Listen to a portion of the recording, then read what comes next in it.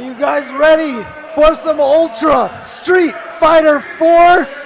This is Evolution 2015 coming to you live from the Bally's Casino in Las Vegas, Nevada. I'm James Chen. My name is Seth Killian, and we are overjoyed to be here with you at this penultimate year for Ultra Street Fighter 4. That's right, and we are going to jump right into the action, starting in the winners bracket right away with aiai from Japan, perhaps the most surprising player of the top 8. I think he's surprising to a lot of the Western audience, maybe a lot of the Japanese audience as well. I've done a little intel on this guy. As you know, ahead of this tournament, he was one of the players called out specifically by Daigo as the most feared man. He's a player from outside of Tokyo who was primarily an online warrior who seemed to reach a new level and started appearing at tournaments and put a real mark across the face of all of Japan's top players. Well, now he's putting a mark on the entire FGC map, but he has to go against a former champion and one of the most dominant players in Street Fighter 4 history, and that is Infiltration. I love the bravery opening from Infiltration. He walked straight at aiai, said, "You will not have a chance to charge any of your fireball shenanigans." Well, tried to punish by going through that fireball, not in time. As a result, aiai is going to get some damage here. And I do think aiai has weathered the initial storm. Infiltration tried to go hard at him right from the start.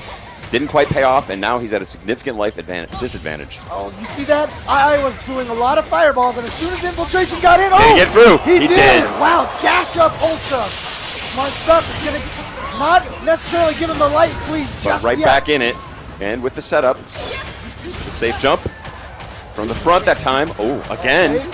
And aiai weathering the storm yet again.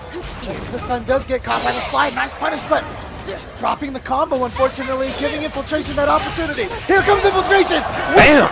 The dive kick into a chain combo, and he's going to take that first round. And this is, I gotta say, a tough match for aiai. You need a little space with Jury to get your game going, to establish yourself, and DiCaprio is good at just getting inside and violating that space. Yeah, the mobility options of DiCaprio obviously give her a huge strength. Oh, going for the reset mix-ups, but I think I've seen that one before. And here comes the Feng Shui engine. This Ultra, for anyone that doesn't know, allows all of her moves to chain as well as speeding her up, but Infiltration handing it. Yeah, and look at that. The time here is just running out and read that overhead just perfectly. Here comes Infiltration. Just a little bit of life left. Might not even have been a chip, but he's going to take it. And aiai looking serious here. Yeah, and you know, a lot of people out there haven't really gotten a chance to see a lot of high-level Jury. In fact, no, a lot of times, exactly. You know, I've mentioned in the past before that I felt like Jury's a strong character. A lot of people ask me why. Well, aiai's here to prove to you why Jury is just as strong as all the other characters. But as we said, this is a difficult matchup to DiCaprio with both good reversal options and great movement options, which is the perfect recipe to violate a character like like Jury, who needs the space. Yeah, and interesting, activating Ultra very early. The timer is a lot shorter when your Ultra meter's not full. And here it comes. Oh, he's going to go right straight into the Ultra.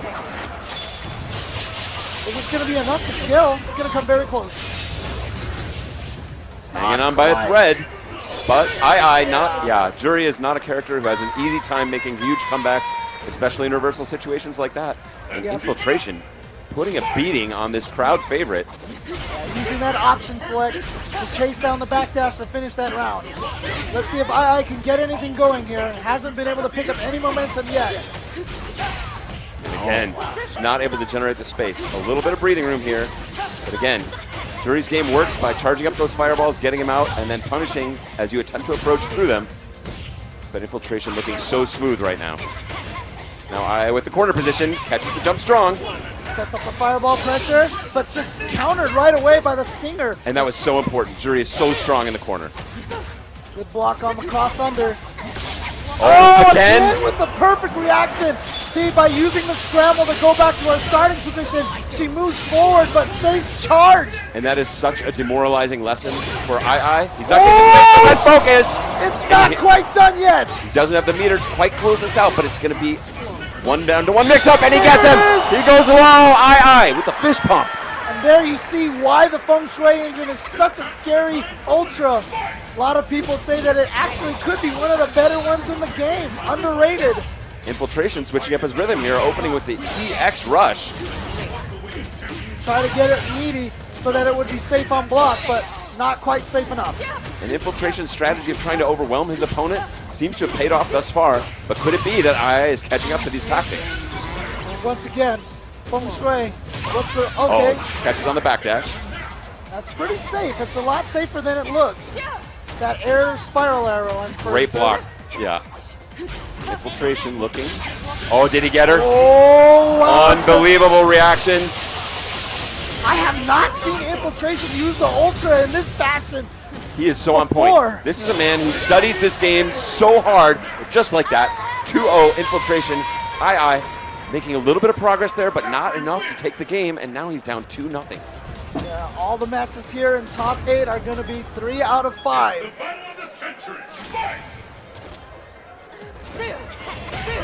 Hunting. Yeah, I mean, one of Jury's strengths is that kind of keep away game, but aiai just has not been able to get anything going from the defensive standpoint. And then every time he has, I feel like Infiltration has kind of let aiai get that kind of keep away so that he has the Ultra ready to go through the fireball. Every single time, yeah. Building aiai's confidence. And now he's letting him come in here, and he's finally giving Infiltration more of a challenge. And Infiltration has not been letting him get any of his setups either. He's been challenging everything he does on the ground.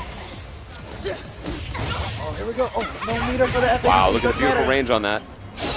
Throw. Wow, not able to get under, and with the late hit, allows him to Ultra with no FADC, and he's in it again, just like that. Yep, one mix-up. What's the mix-up here? Oh, but it stays active so long. And I gotta say, this has been one of the important lessons when I saw NuckleDu, who also plays DiCapri, lose to Jury. It was because he was unfamiliar with the size of the EX wake-up. What a read. Just coming over, sliding, going to the slide stop. It looked like at that point in time, aiai was free to attack, and that was the bait. Immediately just goes into the air spiral arrow. And you and I have talked before about the nature of DiCapri as a character. She does sort of what we call the dance, like she's moving, constantly moving, trying to lull you into passivity. Gets him low again, and now that corner pressure. But again, Infiltration challenges it right away. Not going to let any of those true or false block string shenanigans get started here for aiai. Speaking of shenanigans, this is a dangerous situation. He's going to be able to chain out of that overhead. One more mix-up. It's all aiai needs. Went low, delayed it, but Infiltration sniffed it out. Ooh, just ran out. Oh, no, not again. Down again. Don't jump away. And will that be it? Infiltration. That is going to do it. Unbelievable. Infiltration, incredibly strong. aiai reeling. Yeah, that expression says everything. And that is going to leave a mark. So aiai not out of this top 8 by any stretch. He's in the winner's bracket, so he'll be headed down to losers. We will see our Kappa aiai again. But that is going to leave a mark for sure. He's got to do some homework. Now, the next 2 players that we have coming up. I mean, look, we've talked about this before. Bloodbath, you know, this whole thing, you know, people should Bloodbath, yeah, Grindhouse, horror movie. But you know what? Of the names out there, of like the maybe 100 players who all deserve to make this top 8, 2 of the favorites who could possibly have made this, who a lot of people probably would have picked, are coming down to sit down here and face each other in the winner's bracket, and that is, of course, Mad Catz TOKIDO and EG Momochi. Momochi, I think, honestly, he's always been right there near the top. He is playing the best Street Fighter of his entire life, in my opinion. Yes. Over the course of the last year, has elevated Ken, a character who got a few buffs to sort of take him over the edge, and has really put himself on the map in a huge way. And of course, TOKIDO needs no introduction. You know, he's been coming to EVO since the B series. That's correct. Yeah, he was out here in Folsom, California, you know, out there, I should say, in Folsom, California, way back when we were running EVO in just little arcades. Them Folsom Prison Blues, man. That's right. And in 2002, he won his first EVO in CVS2, and ever since then, he has not stopped coming. And in fact, I think it was Glenn, shout outs to GYT, yes, who pointed out that he has made 20-something top 8s at Evolution in the history of this event. And I think, to me, that also speaks to the character of his play. Incredibly consistent. He is a guy, you know, of course his nickname, the Murder Face. Yes. He is a guy that wants to take the fastest road to victory possible. And he will grind every option to make that possible. He plays an extremely technical game with a nice side dish of just real nastiness and insight into the human spirit. but is really just about trying to get the job done as quickly and efficiently as possible. A total grinder, incredibly consistent, and that's what's led to such a great record here at the EVO series. Yeah, his original nickname was Dirty TOKIDO. Yes. And then he gave himself the nickname the Iceman, and then he gave himself the nickname of the Murder Face. Note to kids at home, you don't get to give yourself your own nickname. That's just not how it works. Everybody tries, it doesn't stick. Well, somehow TOKIDO has gotten it to stick a little bit, that Murder Face. I tried to have a cool nickname once. Tried to be like the Dominator, and no one calls me that. Everyone just calls me by my full name too. No one calls me J Chenzo or JC Hensor, you know, as Mike Ross has called me before in the past. These guys, I like Momochi's eyes here. TOKIDO doing a little bit of scanning. Not quite the intensity we're usually used to seeing on display just yet. Yeah, but this is going to be a classic Shoto match with no Ryu. Oh, a nice change there, going into the EX rather than the safe block string fireball, and does indeed catch Momochi. Oh, beautiful focus range. TOKIDO, of course, coming in second place. Oh, and he hits the juggle. Beautiful stuff, only possible in the corner. Uh-oh, big chance here. Yeah, he wants to do one better than that and get first this year here at Street Fighter 4. With a good start so far, a good sweep on Momochi. Great block string and a nice wait to see if he could bait something out, because it is now on Momochi to try and generate some special offense. Yeah, okay, here's the opening. He wants that counter hit on that close stand forward to link it into the Ultra. And TOKIDO not even backdashing. He smelled that EX Hurricane kick. Both these players extremely familiar with one another and their own styles. TOKIDO now taking down the pace of the match. Knows he does not want to overcommit. Oh, that second EX Fireball just barely taken him out of the air. That was very, very fortunate on his part, but he'll take it. This guy plays the numbers. A little bolder opening this time. Yeah, that step kick. You don't want to let that advantage for Ken at that range dominate. So you see TOKIDO representing. Oh, wow. Ooh. Just a little maybe badly timed from Momochi. Might have gotten uppercutted out of the delay of that fake step kick. And even TOKIDO wasn't sure it was punish. Yeah. Okay. Nice block string. Oh, caught him. Not a lot of Kara throws represented by Momochi so far. Well, TOKIDO, of course, intimately familiar with that range. Oh, that was his opportunity. He called the right way on the teleport. Not able to punish. I think he was just scared of that Ultra 2. That's correct. That's an excellent point. You can cancel the ending frames of that into the Ultra 2. Very dangerous. Yeah, so TOKIDO, very smart stuff, not falling for that and using it as subterfuge, essentially. Oh, there's the Kara throw. Oh, just barely. Oh, love that ending sequence. Took one tiny step back. Yes. Took himself right out of that throw range. Able to take that round. We're at one apiece. And shut down TOKIDO's approach. Yeah, beautiful. And two very different rounds, but two very different styles. And I really like the adjustments there from Momochi. Great tech. Yeah, very dangerous too, because TOKIDO very good at the low strong frame trap. Low strong counter hit, link in the stand roundhouse, the stand the opponent up. Oh, he's gonna get a crumple here. What? Ooh. With the fancy stuff just to put him back in the corner. That's So exactly what that combo's for. But good reflexes there from Momochi to get that neutral jump with his own uppercut. And I love the measured pace of this third round. Both men have fired their big guns in their first two winning rounds. And now want to take a... Oh, that's an opportunity! Ooh. He could have gotten a jump kick. He really wanted that deeper jump in to get a full combo. Cost him his opportunity, but still with a huge life lead. Oh, and that Kara throw misses. Oh, he just jumped out. Incredibly smart. Incredibly smart. That could be the round right there and game one. Yes. Because now he has the space he needs to stay out of trouble. Here's the sweep. Also, TOKIDO needed his one combo into Ultra 2, though. Oh! Denying it. Says, no, there's not a real block string. I can poke my way through this. All I need is the one hit. Beautiful play from Momochi. TOKIDO nodding his head. Okay, Saying, now all right, you got that one. Now we're seeing the serious eye from TOKIDO. Almost kind of like a little grin there, like, you think you had it, but just you wait. Oh, great cancel. Bar standing fierce, one of the buffs. Oh, and he baits it out for a full punish. Now we've got to watch out for danger Dizzy. at Dizzy, yeah. That's what he went for. That's why he went for that overhead. Momochi smartly just getting out of there, getting out of dodge. And everything your opponent knows as a smart player is something you can also know and try and make your adjustments. But this round looks like all TOKIDO so far. Yep. Mad Catz, TOKIDO, in dominating fashion. I mean, that was a smart choice there. Now, Momochi could have got away with it, maybe with an EX uppercut, but he probably knew Momochi wouldn't want to waste the meter on that escape on such a dire situation anyway. Bad life deficit. Oh, and looking for the counter hit there. Oh, what a bait! And an excellent punish from TOKIDO. Yeah, knows the distance. Oh, what a whiff punish. TOKIDO, so on point. Okay, uppercut, creating the possibility now.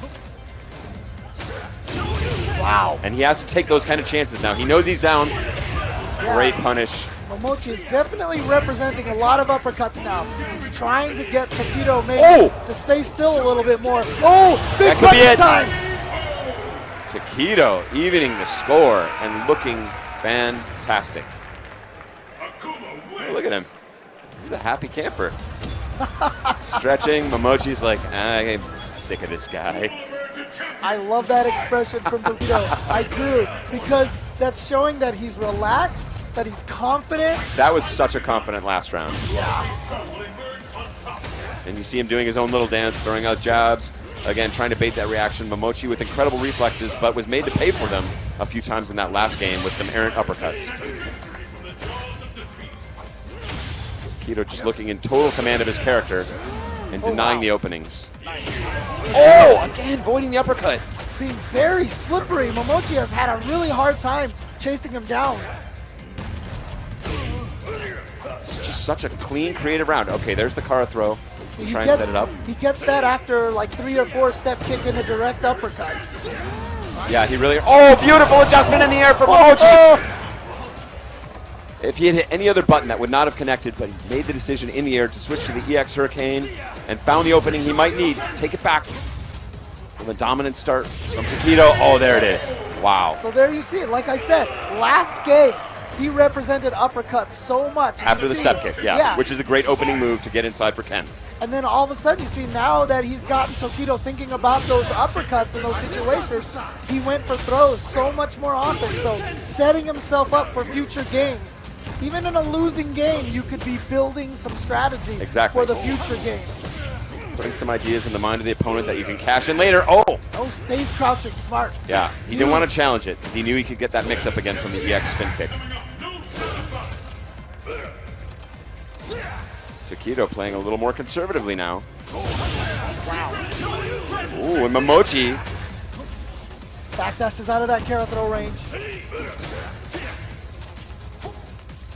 And look at the range TOKIDO's holding. He wants to stay just outside of that step kick range. Just at the edge of it. And he's gotten that trick to work a bunch of times.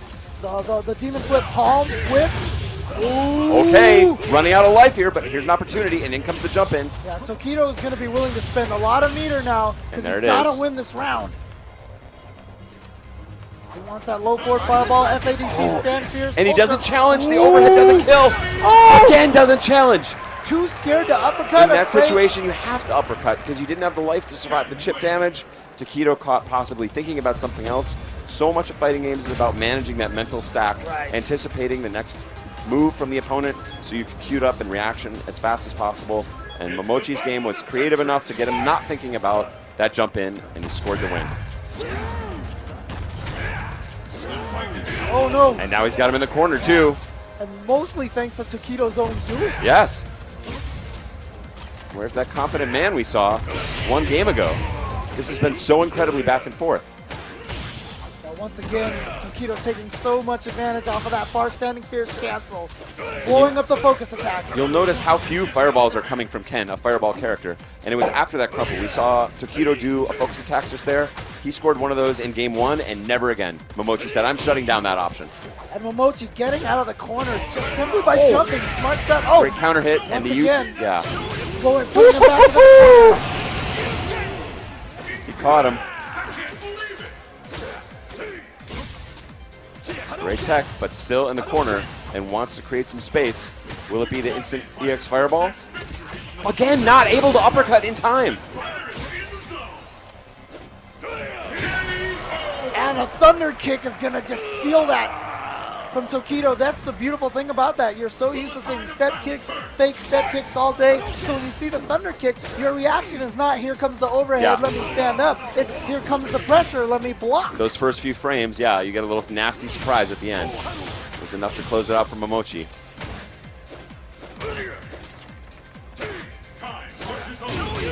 Okay, and you see the ebb and flow of Momochi's decision. Of the choices. After that step kick, you get a brief advantage, so you can try and go for a throw, or of course the uppercut, which will counter anything that TOKIDO does. Yeah, and he went from uppercut a bunch of times to Yes. throw a bunch of times back to uppercut. That's the essence of the fighting games. Oh, got him.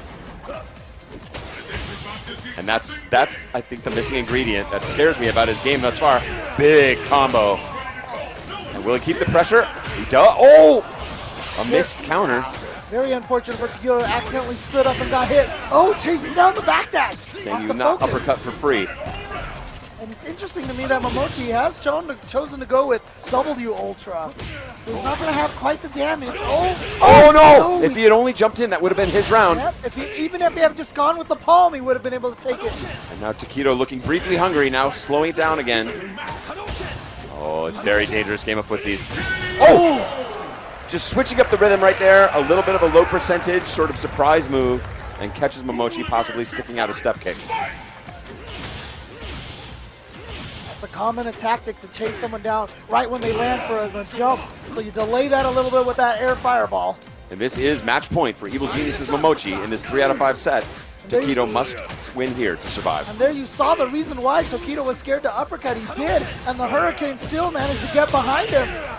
Yeah, it's a very, very slippery move. It's very risky to uppercut, but there are certain situations where you must challenge it. You can't let him have that air superiority. Oh, now with the low fierce. Yes. Smart stuff. He doesn't go forward there. Oh, just a little too high to complete the combo. Could be it. He gets the long hurricane. Oh, what a range. Yeah, reverses that momentum with that carefully planted low short. Oh, did not just straight into uppercut. He might have been able to chip him. I know, and he wasn't confident in the read that it would kill, and now he's taking a lot of chances. This is looking a little loosey-goosey for TOKIDO. Nice backdash, but still, Momochi's getting cut. The nerves are catching up. Oh, it got him again. This could be it. Does he have enough for the chip out? Oh, he catches him. And that Momochi with a clutch comeback, and he's going to take it over TOKIDO. And you see TOKIDO shaking his head, knows that he gave away that last match. He just got nervous, ate an EX fireball, ate a carrot throw, and he started playing more not to lose than he did playing to win. You've nailed it right there. Yeah. He understood his situation, and this is the liability of a numbers cruncher like TOKIDO. He understood the situation. He wasn't positive he could win with the chip out in a guaranteed situation, so he decided to play conservatively. Momochi smelled that immediately, took full advantage. TOKIDO maybe a bit flustered and let the whole round slip away. He's not out of the tournament, but he's going to the loser's bracket. There was definitely blood in the water. Momochi smelled it, and he just went for the kill. But, you know, once again, these events like this Evolution 2015, again, shout outs to everybody at home watching. But we cannot put these events on for you without all of our sponsors. Shout outs to Mad Cats, of course. You see them, they're always bringing TOKIDO to all the different events here, but they're also making sure that we have these events by sponsoring these events. So check them out at madcats.com, especially for their line of products. They're going to have a bunch of new stuff for Street Fighter V. They're gearing up hard. Yeah. Incredible bunch of guys and an incredible team that they put together in terms of fighting game prowess. Very excited to see them. And speaking of fighting game prowess, taking the stage now, NEMO, another one of these players that's just completely unbelievable. The way he sort of rocketed up the rankings in terms of Japan and their online tracking of everything, playing Rolento, really put it on the map, and has just a really natural style with the character. Explosive, very hard to pin down. Yeah, even in games like Ultimate Marvel vs. Capcom 3, he started showing some prowess in there as well. This is one of those just truly gifted players. PR Rog looking a little, he's got to give him a nasty side eye there. I like it, I like it. PR Rog, my poor explanation here is, no matter how high the glass of skill is filled, PR Rog is the duck that floats to the top. You cannot outclass this guy when he's on his game. Even during his supposed, quote, retirement. Yes, here he is in EVO Top 8 in the most difficult bracket and tournament of all time. And I do believe between him and GamerBee, both here in the losers bracket, they have the most top 8 finishes of Street Fighter 4. Two very consistent players. PR Rog just has one off year last year. That's true. And that rush punch is going to be one of the stories of this match. He's got to try to find a way to rush through the NEMO's offense. So if he can guess correctly, That's where he wants to be. Nemo, of course, having to do that dance. Threaten with the knives, the hop back. We said it earlier in the weekend. Rolento, just a character who wants to stay moving, stay kinetic. Oh, he got caught. Surprising with that. And the reset. So smart. Great block from Balrog again. But that time, not sure what side he was going to land on. And then, of course, Balrog, once you cross up, you lose the charge. The charge is gone, yeah. And then it becomes so hard to know which side to defend on, because that's the only option Balrog has. Balrog going hard there, spending the meter. Trying to get the stun. With the overhead surprise, but not able to complete. Something in his mind told him he did it too late, and he blocked successfully. I love that idea. Beautiful weight. And that jump back roll for Rolento. So much priority, even hitting guys out of the air. Goes for the reset! And Nemo finds the dizzy. That was incredible. It all began with that jab roll that stopped just in front of Pierre Balrog. Confused it for just a brief moment, and now that great opening from Rog could be slipping away. What? No. He just chased them down. That was a Hail Mary. Not a proper punish from Nemo, but Nemo's going to take it with the armor break on the EX roll. And Nemo with, it looks almost annoyed that PR Rog would try and hit him with that ultra. It's like, look, we're in EVO top 8 here. You're not going to catch me. I'm not going to do a move that you can just full screen ultra like that. PR Rog nodding his head. Remember, this is 3 out of 5. Nemo at 1 game needs 2 more to win. PR Rog looking to tie it up now here at Evolution 2015. And that's been the bane of PR Rog's existence here. In terms of reversal moves, that was a genius jump back. The rush punch allows him to penetrate the defense of Nemo, but his reversal options up against this kind of pressure very, very weak as boxer. Oh, wow. Accidentally corners himself. PR Rog, that time? That time? This yeah! Time. All right. What's one more mix-up for PR Rog? He goes low! The non-mix-up mix-up. Taking a page from his teammate Justin There Wong. you go. Always go low. Using Good challenge. Again to go through the knife. Yeah. He just wants to mitigate the threat. The frame advantage that Rolento gets off of the knife is so key, and PR Rog just doesn't want to give that to him. Nemo coming out on the on the upside of these exchanges thus far. PR Rog with a little drop there. Wouldn't have amounted to much damage, but could corner Rolento, which is super critical in this match. Oh, surprised that PR Rog just missed that punish. Nice, sniff that out. And that's so important because that was the time he got lit up in game 1. I think that was supposed to be a punish. He missed it, but he's not gonna miss it the second time. He says, "You give me the second opportunity, thank you, I will take it." He baited it out, but not able to punish, and he's gonna get hit with the ultra. Wow! What a turnaround from Nemo! Great reactions from Nemo. Is this enough? It is! Beautiful stuff there from Nemo. With the reactions to know that if he does get the bait for PR Rog to jump, he can just ultra him raw right out of the air. And it all connected. A heartbreaker for PR Rog, who played a great round to that point. And now Nemo, smelling a little bit of blood, is going in hard. Great anti-air. Missed link there from PR Rog. The danger moment now for Nemo. Even though he's got this huge life lead, he does not have the resource lead. PR Balrog standing a lot of meter. But he has that corner position now. That's what he needed. Good punish. That was a brilliant punish. That could be. PR Balrog going into defensive mode. Doesn't have any life to give here. Man, that's not fast enough to punish. PR Balrog not wanting to commit to a throw attempt. Not able to punish there. Rush. Okay, good idea, but he traded. He just goes for the EX headbutt. I like the idea. Not much he could do. It was a great idea. It did depend on what would have been a mistake from Nemo to throw something out at that range, but in that situation, he knew Nemo was grinding him down, and he needed to make something magical happen. Nemo denying it, and is now 2-0. This is loser's bracket. That's so the true. loser of this will go home. PR Rog needs to win 3 in a row. One of America's last best hopes.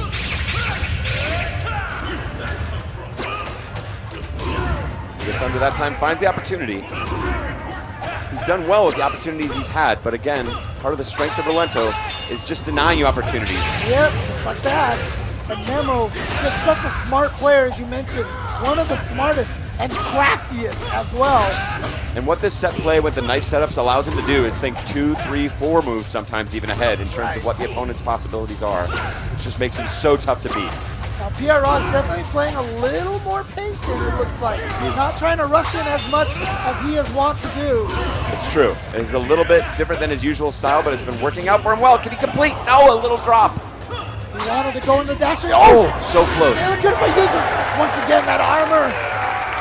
And I like the change in tactics here from Balrog, making the adjustment, looking inside and willing to say, my natural preferred playstyle not working out so far against NEMO. Crowd now chanting USA.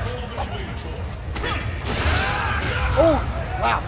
Jumping over there, thanks to the bounce back, he's able to punish it.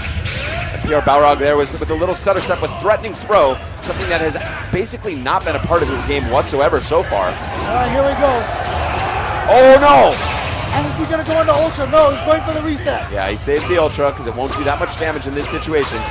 Oh, Balrog got caught. He got and the full combo up there, but nothing off of that. EX knives. Tries to go for the overhead. Doesn't quite get it. Oh, look at that recovery I know, time. so fast. Unbelievable. Oh, he caught him. Throws him out of the armor. That was a great decision. And then the pogo bounce puts NEMO at match point. Black-Eye NEMO looking positively evil up there.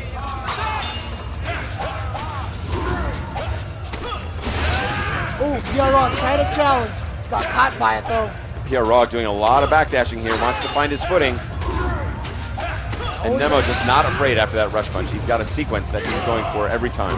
He knows that Balrog is -3 after that rush punch, so that he always has the advantage to go at him. Oh, trying to do that air to air, just can't get it. But NEMO's sniffing it out and changing the timing. Okay. Oh, here we go. Is he gonna ultra? I think so. He wants that corner carry. The corner is where he can finally keep Rolento a little bit more honest. Threatening the chip out, yeah. Oh yeah, he thought NEMO was probably just gonna go into raw ultra. He didn't want to challenge in that situation. Oh! Showing NEMO respect here, but again, this is Balrog's adjustment. Oh, hits the sweep. That was the right read Yeah. from Balrog too. Oh no. Oh! He got not it. fast enough! Not fast enough this time! Balrog! No. Shaking the finger. No. Reaching for, I don't know, is that a tournament legal monster can? Oh, okay, I think it's a water bottle. I don't know. There you go. It shouldn't be that much monster. He's dangerous. Balrog playing with a huge amount of composure here. They're just saying, you do your little thing over there. I'm just going to sit here and down back and rush in when I find the opening. And it's working out in a huge way. Rolento's very similar to kind of like an El Fuerte character. You have to realize all the motion that he's doing is just there. It's just razzle-dazzle. It's like that Capri dance we talked about before. Yeah, exactly. It's there to distract you. Give him the old razzle-dazzle. Hide your true intention. Hope they're hypnotized, and you just have to calm it out and not even worry about it. Oh, here we go. Into Ultra. Could be it. Balrog, so smart in this round. Hasn't been challenging anything. Not quite, though. He just gets a jump attack. That's it. Yeah. Yes. Oh, he got it. Oh, wow. Wow, I'm surprised Balrog went for 2 attacks after landing. I thought he was just going to go straight jab, dash punch. It looked like that would have done it, but maybe he knew better and certainly found a way to close out the round. And Balrog on a tear coming back here. Oh, very fortunate for Balrog. No crumble. And NEMO really trying to up the pace of this match, recognizing that Balrog is giving him a really hard time when he allows him to play full defense. I mean, here comes NEMO, but Balrog smartly surviving that brutal assault. yeah, honestly, oh, you know what? He baited it out. Going for that the follow-up every time. Every time. It was so smart from that time he did it. Baited him out properly. He used the chip out, yeah. So this is going to be match point for NEMO. Black Eyes NEMO on the verge of eliminating one of the few remaining Americans. But once again, the biggest problem for NEMO is that Balrog has sitting on all that meter. So NEMO probably going to try to go back, build a little bit of meter with the knives. They don't build a lot. Oh, the NEMO combo. Balrog still waiting to find his opportunity, and NEMO smelling it. Gets the EX roll. Oh, again. And again, that EX roll. So much priority. Okay, baited it out, but not able to punish. Yeah, Balrog had to respect the post jab dash punch situation so many times. Oh! This is the opportunity he needed. Decides to save the Ultra. Oh, he got him! He got him! Did he time it properly?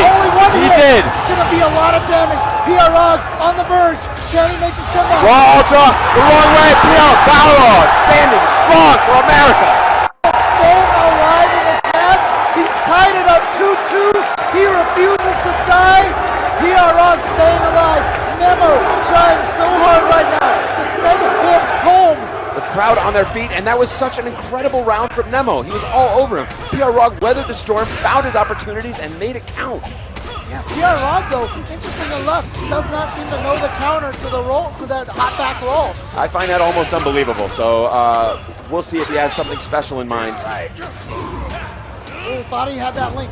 Not gonna get it. Now here again, NEMO. all NEMO, and NEMO trying to keep the pace high, not allowing Balrog to play too much of his defensive down back game. NEMO has been trying very hard to get that jump pierce and land at the different sides. Balrog doing a good job so far of knowing which direction to block. And a great anti-air with throw, yeah.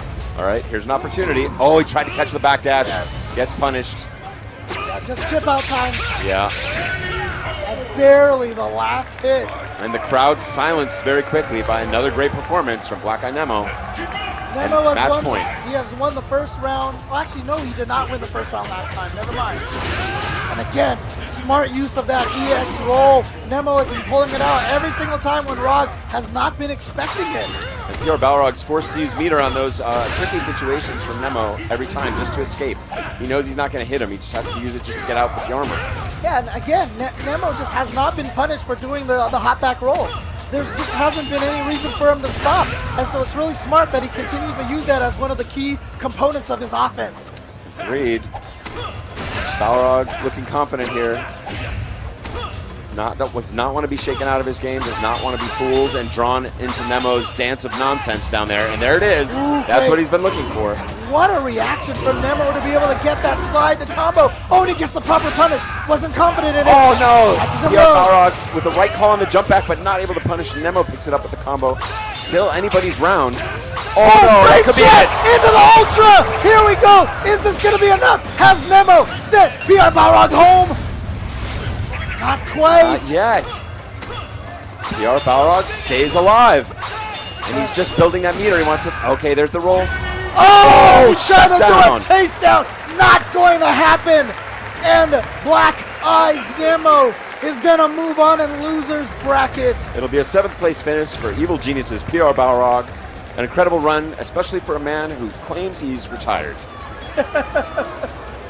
I gotta say, it was an incredible set. After the explosive start from NEMO, I thought Pure Balrog made a genius adjustment, not only because it was effective, but also because it was contrary to his preferred playstyle. Right. He was willing to analyze the situation and realize, I need to take it down a notch. Every time I'm getting into these scramble situations, NEMO's 3-4 moves ahead. He's got this all figured out. His jabs, his reversals, these are better. I'm going to take it down a notch and just turtle it up.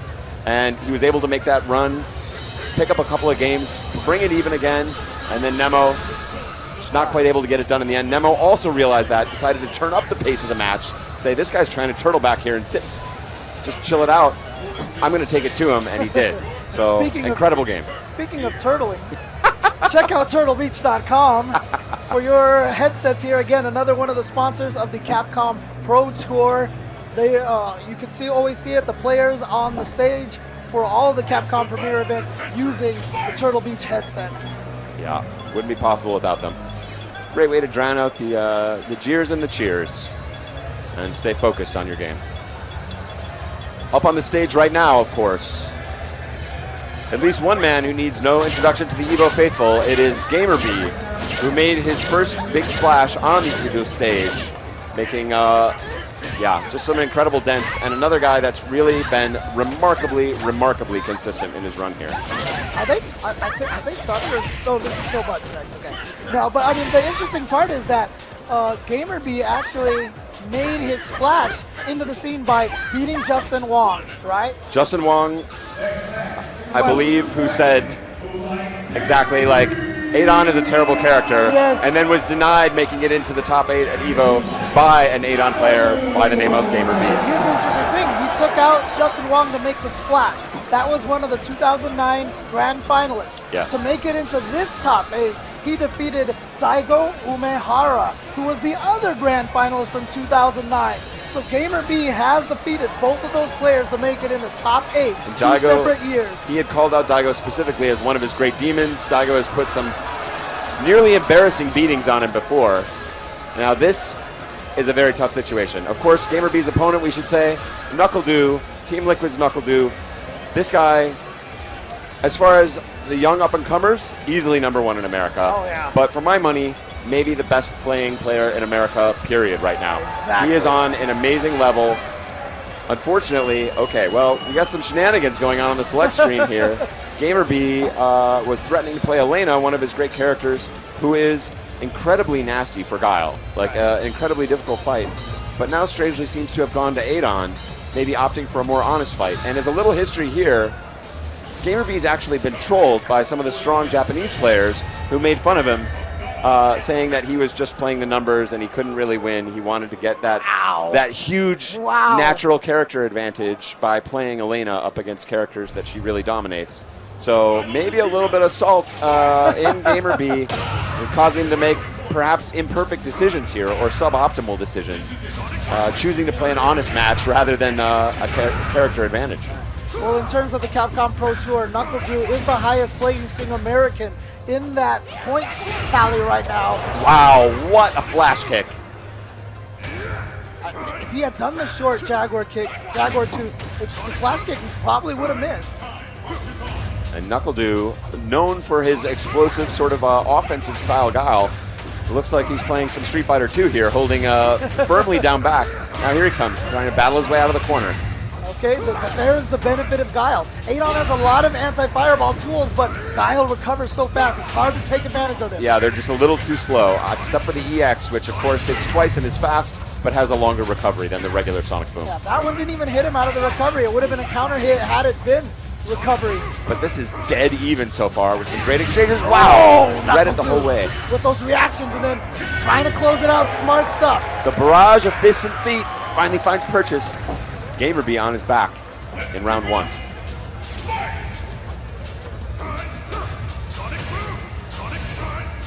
We're looking for that donkey kick, but GamerBee's spacing on that jump in was perfect. Oh, wow, backed off to get out of the throw range, then with a straight to the face. Oh, but here comes GamerBee. And now threatened Dizzy, but this is also just a really dominant position. Very difficult for Guile to come back. Okay, Guile not really going to be able to take advantage of that. Not a lot of good juggles without any charge. Oh, no. Oh, no, just eats it. Just eats the jump in raw. And then GamerBee goes for the throw. This should be it. Yeah, GamerBee smelled blood there, went in for the throw, and NuckleDu, I think, had maybe mentally surrendered that round a little bit, realizing it had just not gone his way in a big way after that opening series from GamerBee. Will we see a little bit of the more? Okay, beautiful adjustment to the adjustment. He knew he was going to land on the Sonic Boom, did the Jaguar kick, and Guile sweeping, realizing he had to do the Jaguar kick to avoid the Sonic Boom. Managed to catch a backdash with that EX Jaguar tooth, but then great recovery here now from NuckleDu. And the EX Jaguar tooth is, of course, a cross meter, but it's almost a freeway in if Adon wants to get in close and mix it up. Yeah, we mentioned how hard it is. Beats out the flash kick with his own uppercut, then does it again. And NuckleDu, knowing he had to flash kick, he recognized that GamerBee would probably smell it out, but he couldn't take any more chip damage, had to try for a reversal. Doesn't happen. Game 1 to GamerBee, representing AverMedia. Yeah, looks like this pick of Adon here is working out for him. Yeah, this is basically both of GamerBee's characters are real rough for NuckleDu's primary choice of Guile. Well, I mean, we're here at the character select screen. This may be a potential character switch, because remember, I assume he doesn't like DiCaprio, or I would have thought he would have started it. right. And DiCaprio, again, Adon, a pretty mobile character who does some hard-hitting damage. Not the easiest natural advantage for DiCaprio. But that Guile, he took a beating there in game 1. He played well, made some good decisions, but it's just still a tough match. So GamerBee deep in thought here while NuckleDu ponders his character choice. I did not hear the cursor move. I do believe he is sticking with Guile. Yes, that is what he is going to do. both of these players with really strong secondary characters. In fact, Elena and DiCaprio was a match we saw earlier, I believe. Yeah. So, and that is a matchup those are both characters, I should say, that are kind of like on the up and up. They keep getting stronger and stronger Right, and stronger. They started kind of interesting with a couple of things, and they just now sometimes seem, very difficult to challenge for some of the cast. NuckleDu shaking his head there, not maybe with complete confidence, but let's see if he can shake it off. Still a young guy, but a lot of tournament experience and a lot of composure. GamerBee, of course, I don't know what this guy does other than play Street Fighter, but what else do you need? What else do you need? Dude with a big opportunity here. Oh, and trying to meet him in the air.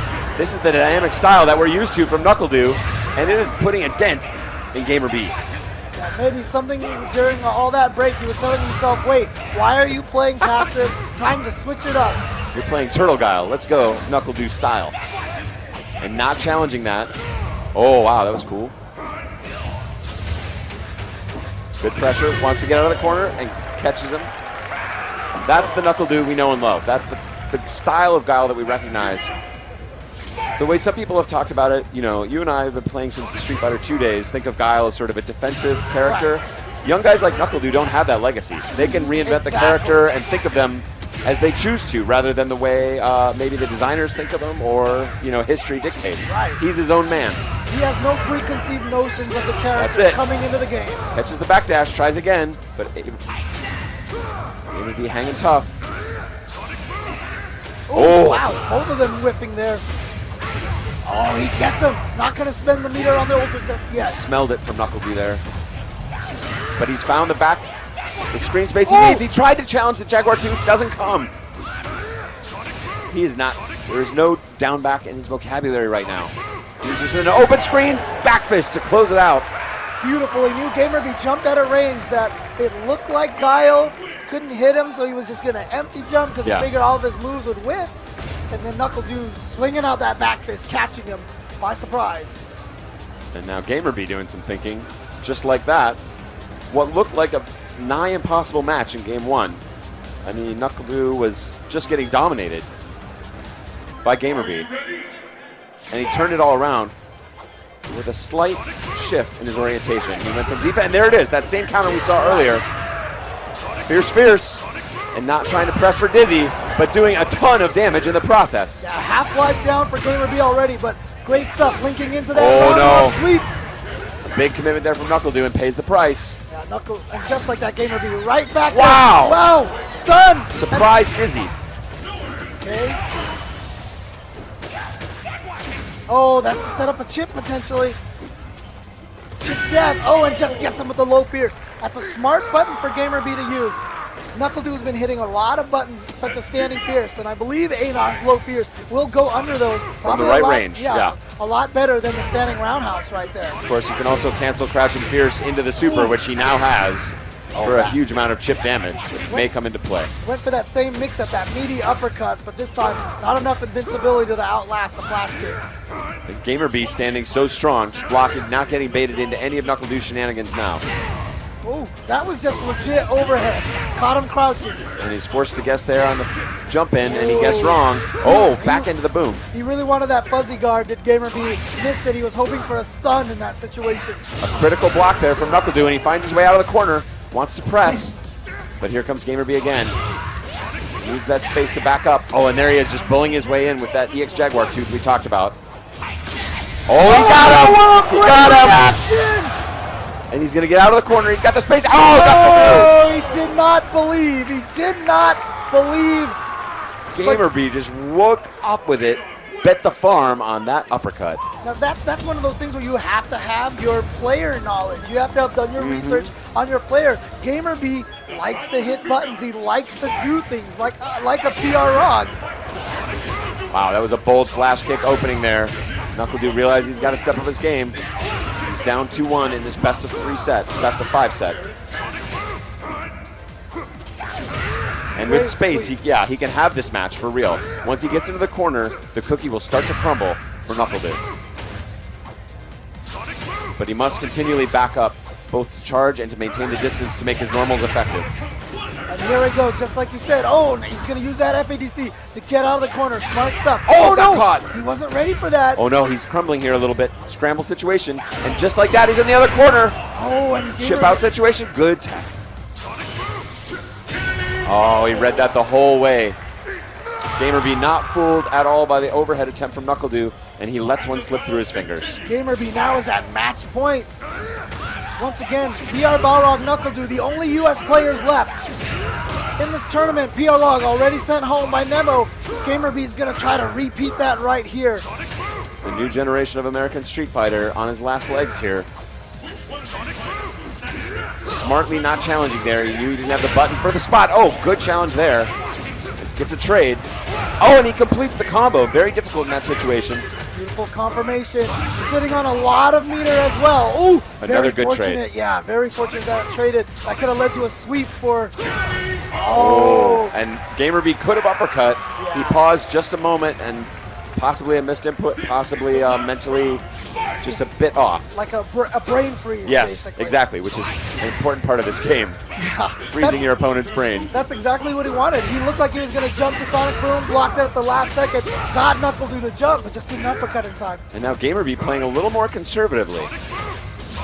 Not going in nearly as hard, willing to sit back and try and weather this storm. Yeah, finds the jump in. That's a problem when you get a lead and you're at like match point. Yeah. Sometimes you just stop playing aggressive, and we saw that earlier, that with whole TOKIDO. Playing not to lose. Oh, and he has not guessed right on these jump-ins from from GamerBee. And again, getting caught low. He's running out of life. It is still game point. Oh, and again, just the uppercut from GamerBee. Once again, NuckleDu just didn't believe. But as I said, you got to know your opponent. GamerBee, very active. You know, even with 8 on, as opposed to someone like Rolento or Fuerte, very kinetic with the character. And I got to say, just on the numbers, you know, fighting games often compared to some sort of mix between speed chess and poker. In that poker situation, I got to say, like, at that time, GamerBee was the big stack. Yes. He had the life, he had a game advantage, he could afford to make some sort of slightly crazy plays according to the numbers, like an uppercut in a situation where it would have been risky for him to do so, and that gave him the opportunity he needed, closing it out against Team Liquid's NuckleDu. Another great run for a powerful young Street Fighter. I think we'll be seeing more of him almost certainly as we head into next year, but that'll be the end in 7th place for NuckleDu. Yeah, we cannot discount the accomplishment that NuckleDu had, especially at the age that he's at. I mean, look, a lot of players can't even get to this point in their lifetime. He gets here when he's, you know, not even 21 yet. Yeah, I was going to say, I don't think he's legal to join the celebrations after EVO here tonight.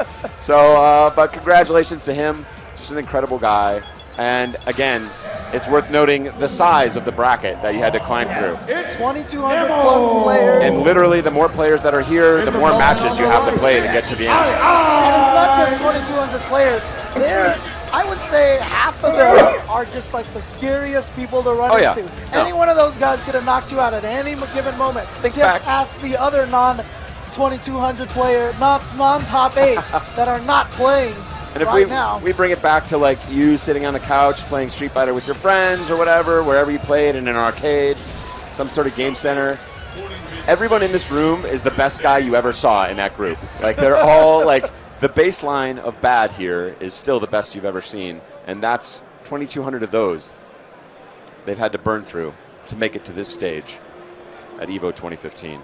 This is going to be a tough match. This is going to be a zany match, too. Yes. We will see if NEMO can generate the kind of offense or whether he wants to hang back and allow aiai to start his shenanigans. Now, of course, the way Juri's fireball works, for those of you unfamiliar with it, it hits on the way up and can also absorb a projectile on its own. And then it can also be held and charged. You can hold it down and release depending on which kick you're hitting. So she can store up to 3 of those at any one time. And as we predicted, NEMO wants to take it right to Juri, who has slightly weak wake-up and reversal options. Despite losing that first round, aiai definitely showed one very important card. And NEMO did the hop back roll, and aiai had the proper punish, low forward into pinwheel. Absolutely critical. And now NEMO has to really think about using that, which he didn't have to do against PR Balrog. Oh no! 2 stuns in 2 rounds. And did I talk about how Jury's wake-up options are somewhat suspect? Yeah, there's very little she can do, but now burning some of the meter to get the combo going, she will have a full ultra here. Yeah, your health can melt away thanks to that. And oh, wow, Nemo gets a combo off the trade. That was unbelievable. He knew that he would go low. The low is the punish for the backdash, but he didn't get the combo in time, and he was able to get the trade and close it out in, what was that, about like 7 seconds of actual match play? Yeah. And yeah, again, as we suspected, like, you don't want to let Jury get her stuff started, and Rolento is the kind of character who can come in, oh wow, and really challenge her, especially at the beginning of the round before she has any meter. EX Pinwheel, one of her few good options. Right. Of course, if she doesn't have the meter, like right now, nothing she can do in that situation. She just got her first meter while being dizzied. She could risk the counter, but that's just such a huge call out. Yes, that's true. She does have that option. She can do a specific counter move, but it doesn't do damage directly. Wow, Nemo with a perfect. So clean. It's looking like Nemo might be somewhat familiar with this character. I was going to say that one of the advantages that Jury's Fireball recovers pretty good, so she can try to control that space in between them, but that has not been the case at all. No, Nemo is just, there's the EX Pinwheel we talked about as a potential reversal, but you don't have too many of it. There it is again. It is an effective counter to the shenanigans, but it costs meter, and it's so hard for him, or for aiai, to generate meter because he's not getting the space he needs to breathe. Oh, instead of the fierce, he goes for the strong. Gets the reset. Gives him a different look, and again, close the stun. Such incredible pressure here, and the life running out here for aiai. And another, what? There it is. I don't think we've ever seen this kind of stun. Not even Pumko playing Seth has generated this incredible amount of stun.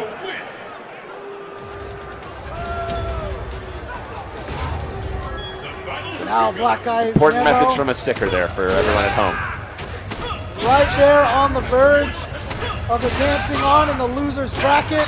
And look at that clean counter. He had that stand fierce for Rolento queued up, smelling she would do the counter in that situation. Are we going to see another stun? It's okay.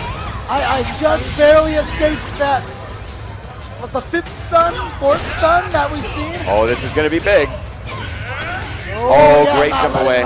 And using the strong button so it's a soft knockdown so she can get some offense going again. And we were seeing that was all, she was under the Feng Shui engine that entire time. You see the power of it and the corner pressure, but now, very critically letting him out. There's the proper punish you talked about. Yep. Closing it out. aiai finally puts one on the board. R Kappa's aiai, a crowd favorite, a fan favorite. Been blowing people up this whole tournament. Ooh. Wow, the preemptive low forward. Challenge. What an adjustment from this guy. Oh, are we going to see the stun the other direction? What? There it is. There it is. And the crowd feeling it. Will it be the super? No, he's not going to get that crazy. Yeah, it wasn't going to do a lot of damage, so he's going to save the meter. But now here comes aiai getting the jump attack. He's on the board. He realizes, this guy's going to turn up the pressure on me. I'm not able to get my defensive game going. I'm going to take it to him because your reversal options also stink, Rolento. I don't have to sit back and take this. I'm taking it to you. Yeah, a lot of that momentum was gained back from that great usage of the Feng Shui engine. Yeah. So critical, and that's why so many players fear that ultra combo. So many possibilities. And now the corner pressure. Now Great counter. Traps. Wow, he's covering all the options. You see now, Look at this. This is the character this is the player that Daigo was so scared of. Now you see why. A complete shift in momentum. And another dizzy. Anything you can do, aiai. better. He's flowing. All Total the focus, stuns. and Nemo nods his head in respect, like, oh, okay. Still got a lot of work to do. He must close this out to even up the set. Oh, that beautiful crouching strong. Great anti-air. Gave him all this pressure situation. And another proper punish. Oh, Right. air to air. Good And stuff. now Nemo with a chance to put on some pressure of his own. EX Pinwheel finds the mark. Oh, missed the jump Challenging. fierce. Yeah. He knows his life is running out. He's running out of opportunities. Oh, the brain trap, Oh, but and he didn't get the He combo. missed. And there's the what? No punish. No punish. Nemo has he an opportunity. Oh, cross up, no ball. Oh, he starts it down again. No, you will not roll in here. 2 games to 2. R Kappa's aiai putting Black Eye Nemo on his heels. Nemo is trying to advance in this tournament the hard way, going up 2-0 against PR Balrog, having PR Balrog come back to tie it up 2-2. Going up 2-0 against aiai, and then letting aiai come back 2-2 again. People are figuring Nemo out here as this goes on. Stand fierce counter. Now the key has really been aiai challenging that hop back roll with Jury's low forward. And then rather than trying to sit back and set up the fireball pressure, just taking it straight in there at Rolento, who also has crummy wake-ups. Oh, this time he does manage to connect the counter hit fierce in the knife. Here comes Nemo. Can he survive it? Yes. Beautiful stand short, which covers so much space. And the Feng Shui engine is active. Oh, he got him! He got him! That could be it! Right down to the wire. Oh, no! Oh, that hot back roll, like I said, so much. Now aiai slowing it down. Oh! With the into the reset. Aiai takes it out. He takes it out. Nemo, I am here to play. Making an announcement. Stopping the run of aiai.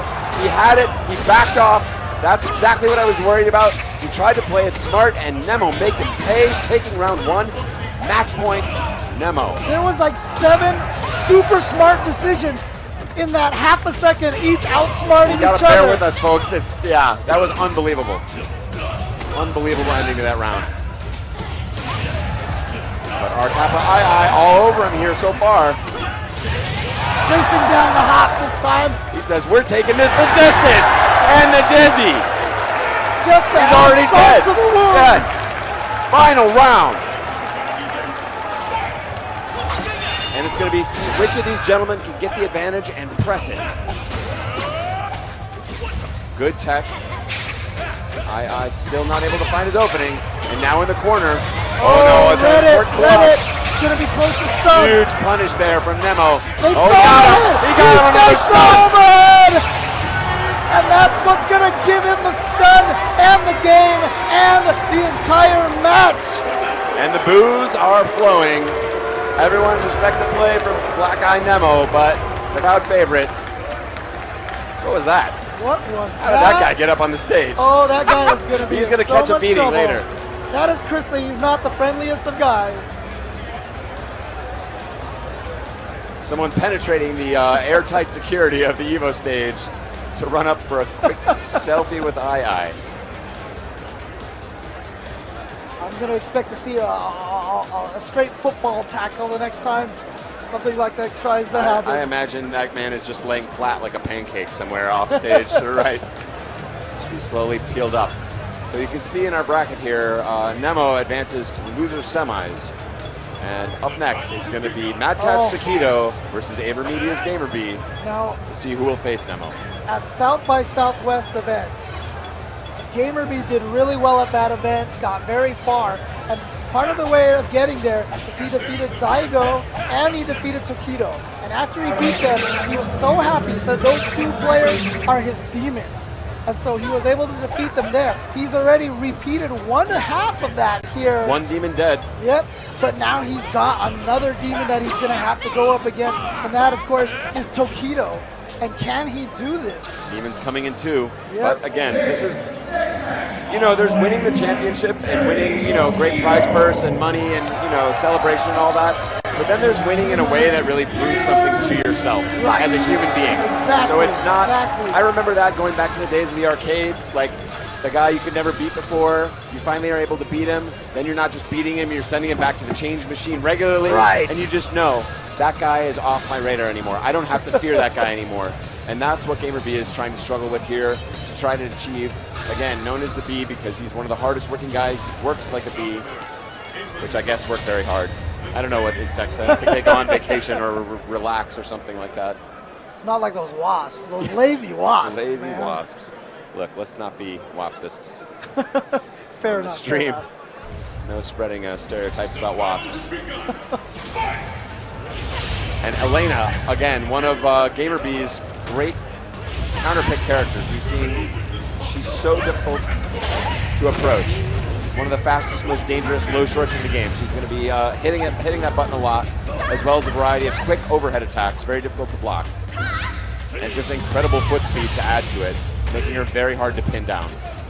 She does have not the strongest reversal options as well, so you'll see that a lot from Elena players. They save that meter just for EX scratch wheel, for wake-ups and anti-airs. And she isn't terribly meter dependent. She needs it for a couple of combos. Okay, TOKIDO finds his opening. Wants to keep the offense on. Wow. Oh, wow, double sweep. Wow, it looks like he knows something and finds another dizzy. What is going on? I feel like our dizzy settings might be wrong. There are no dizzy settings, but yeah, we're seeing incredible. I think it's just a testament to the incredible play you're seeing here, the way these players can generate that kind of pressure. Yeah, I mean, the momentum swings a lot between rounds, but during the round, that's why we're seeing so many dizzies, because so many of these players have learned to use these characters so well to maintain that pressure and maintain the momentum. I love that tech there from TOKIDO.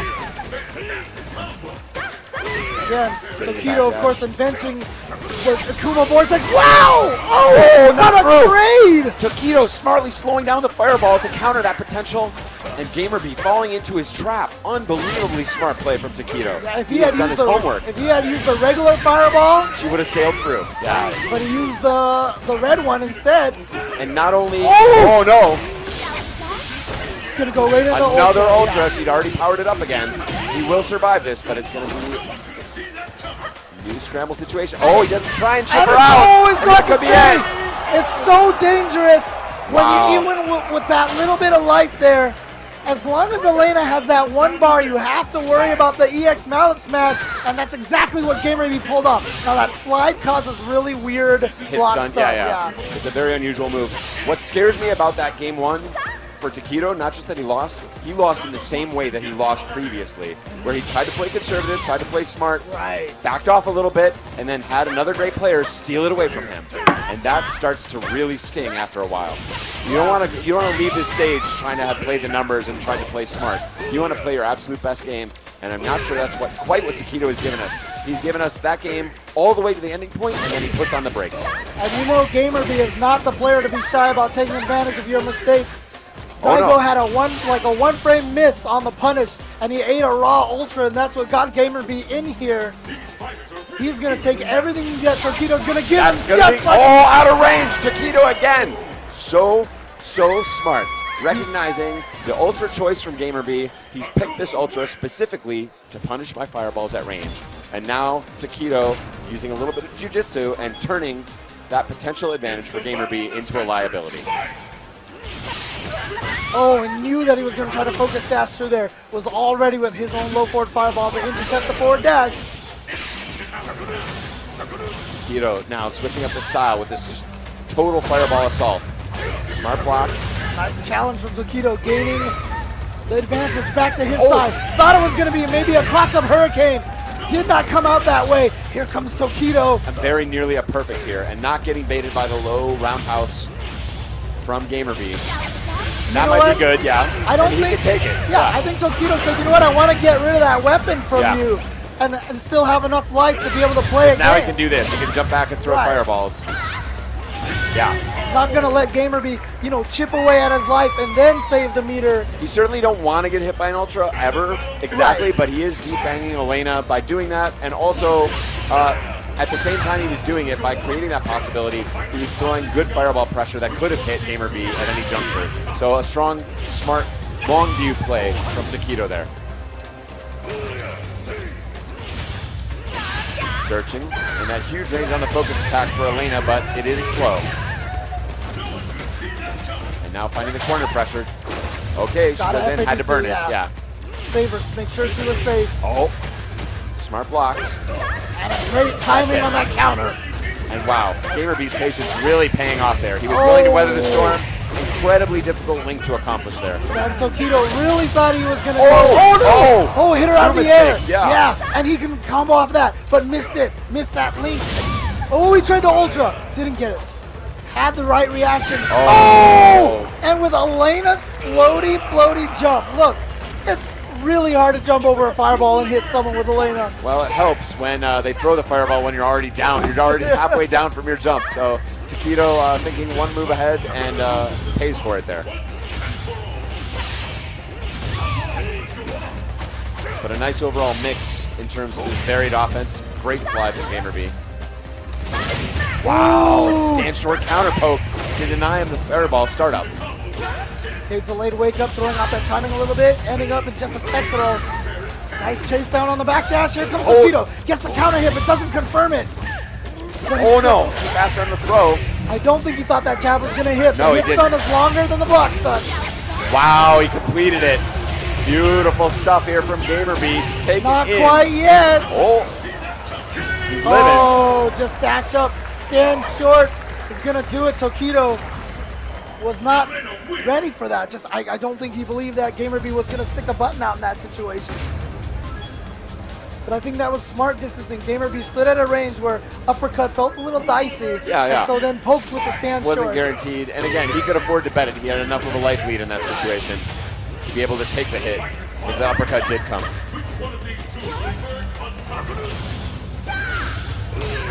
Ooh, nice space control there.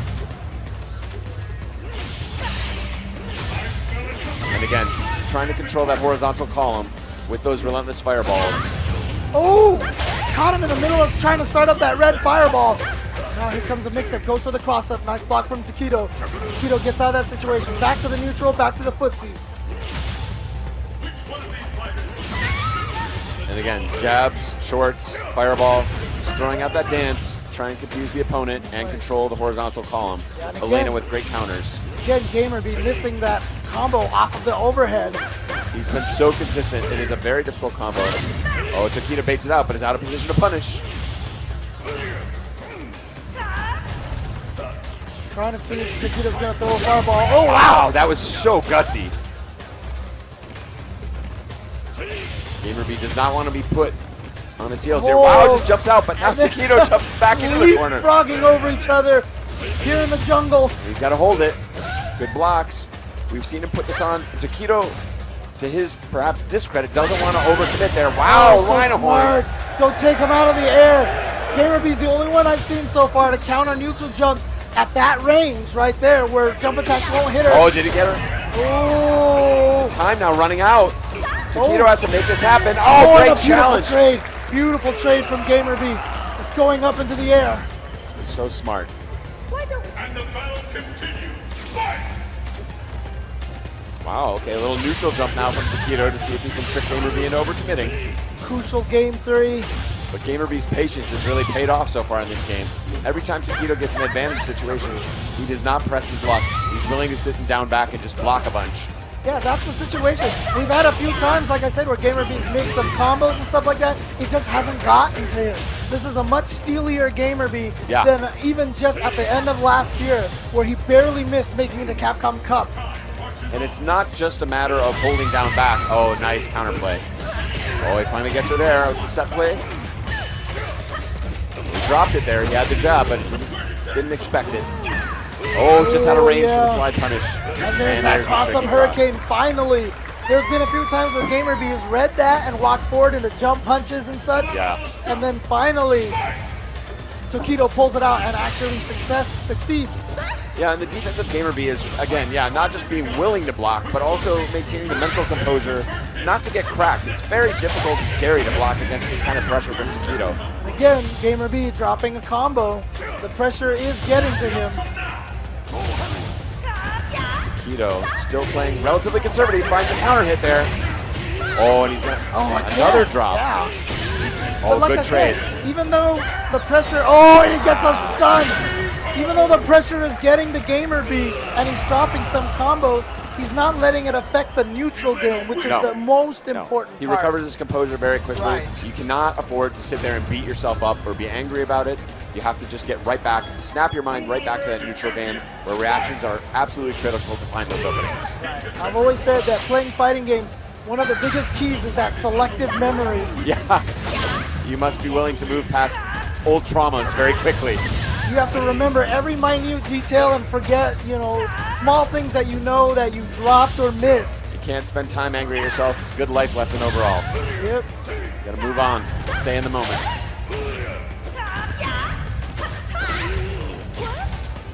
Great pressure. And this is, again, a best-of-5 set. It is loser's bracket action now. So TOKIDO must win 2, GamerBee must win only this game to advance. Oh, and going got up. him. And see, Surprise offense. when the EX Mallet Smash was first discovered how good it was, people abused it, and then people started blocking and punishing, and everyone was like, this move's not that great at all. It's still great, you just have to use it very sparingly. You have to be. It has to be a surprise. It has to function like it was. Oh, it tried to he ultra wanted the again. ultra, and that definitely stings. But again, GamerBee must recover that composure right away. Oh, went for the throw, but Caught him out of the fireball startup. GamerBee now at match point. Can he defeat the other demon once again here at Evolution 2015? Again, TOKIDO, sometimes referred to as one of the gods, the 5 gods. Oh, nice slowdown on the fireball. Well, as we mentioned, 20 plus top 8s at Evolution, Yeah. including this one, but he has not won a Street Fighter 4. He's gotten second. He wants this one so badly. Okay, so we're seeing a gutsy uppercut there from TOKIDO, but he drops the fireball follow. Fortune mistimes that jump attack, gets caught by the scratch wheel. Oh no, Again, out again. of the fireball range. She's doing that preemptively. Oh no, that could be it. That could be it for TOKIDO. And that's it. GamerBee moves on, conquers 2 of his demons. And again, Will he bow to the crowd? No, I think he thought about it for a minute. Oh, there it is, yeah. one of Little the fist keys, bump. like I said, that EX Mallet Smash, such a great tool. You know what? The advice that I always give to people watching at home is win with the least amount of your tricks as possible. If you're winning without using your key tools, keep winning that way. Absolutely. And that's what he was doing. He was trying to win without using the EX Mallet Smash. It put TOKIDO in a rhythm for the footsie game until just those last few games. That's when he started pulling it out. And then TOKIDO is like, he's smart. He knows exactly what knows we what's said. happening. Yeah. He's like, oh, use it once in a while. So once GamerBee pulled it out, it's like, okay, that's the one time he's going to use it. He's going to stop using it. Staying out of the zone of predictability. Right. But then GamerBee said, nope, I used it once, now I'm going to use it again, and I'm going to use it again. And he saved that for the end so that he could have a less of a struggle to take that last game right there. And that's what makes me so excited about fighting games, just in general. It's almost at their finest when you have really world-class players on a world-class stage like this. It's like a conversation, a little back and forth. Like feints, ideas being exchanged, non-verbally, of course, with mostly fists and feet. But Yeah. they're understanding each other very, very clearly, and it's a beautiful thing to behold. Yeah, there is so much being said between the players on the screen without them actually talking to each other. And it's sort of like a lying contest at the same time. Who can tell the biggest whopper and bait their opponent into believing it? It's not we didn't say it was a great conversation. Yeah, no, it's not a fun conversation where you solve world peace. It's basically a bunch of bluffs and lies. But that takes us into our next match, and again, more heads and hands here. This seems to be the cool move of the day. Yeah, Strike Rodan Thinker pose. But I do want to take a little bit of an opportunity here. Once again, shout outs to TOKIDO. Look, there's a short list of maybe 2 or 3 players. Oh, right at the very top. Greatest Yeah. overall fighting game player of all time. TOKIDO definitely at least Certainly number in the 1 or running. 2. Yeah. Uh-huh. Incredible performances in other titles as well. But now we have Momochi, the guy who sent TOKIDO to the loser's bracket, up against Infiltration, a guy who sees the game in his own way. Now sporting Evil Rue. This is a player who can play nearly any character in the game at expert levels and is completely willing to use at least 5 or 6 of them in tournaments. 0 mains and 44 backup characters. That's right. That's what Yeah. Infiltration has. Such an incredible investment of time and work to be able to pull that off. And again, 2 players on the very short list of even through the 2,200 players who could possibly take this tournament. And there you see why Infiltration going right in there. And you know what? He hasn't been using Evil Ryu a lot in the other events. I think it's a surprise, honestly, to Evil Genius Momochi. Yeah, he's been kind of saving this character for Evo, I feel like. And what a beautiful counter to the focus attack attempt from Momochi there. Infiltration says, no, sir. Okay, good classic jump in. Wow, smart counter to the step kick there. Oh, wow, FADC back. And now going fully in, committing to the uppercut, finding its target. And Momochi trying to take this round just a tiny little bit of damage. Wow, hunted him down out of the skies. No jump back for you. You see right there, back and forth, why these two are considered some of the greatest players. Now, both of them have qualified for the Capcom Cup already. Remember, whoever wins this gets an automatic seed. But these two players have both made it in already. But they're fighting for the points, and, you know, there's some good money on the line as well. Hunting. Infiltration taking it down a notch here. After that explosive first round, finds his opening. Oh, and drop! And a huge punish from Momochi. Unfortunately, drop combos really is just part of that Evil Ryu life. Everybody does it, even Sako. Yeah. It's a tough road to hoe. Now, trading standing forward. Nice, using the EX just to make sure he had enough invincibility to stop the delayed jump dive kick. Smart fireball spacing. Neither man wants to overcommit here. Oh, and they both walked in to do the exact same thing. Yeah. Low forward fireball, but Momochi just slipping that in there right, just a little bit quicker. Evil Ryu's low forward is a great tool, but not quite as fast as Ken's. Yes. And Momochi allows him to come out on top there. Infiltration, a previous EVO winner, Momochi having yet to be able to do that, but he did get top 8 last year. Beautiful cross up. Good pressure and great answer from Infiltration, not allowing him to get bullied. Oh, stand forward trades there, one after the other. Who wants to throw a fireball? Not it, not it. Oh, yeah. Momochi goes for it first. Good dash in, finds the low jab, not able to complete. Oh, can he get the conversion? Wow! And uses the EX meter to get that extra damage. Big damage on that EX in the corner, into the juggle. Round 1 to Infiltration, he needs to find a way to get on the board here.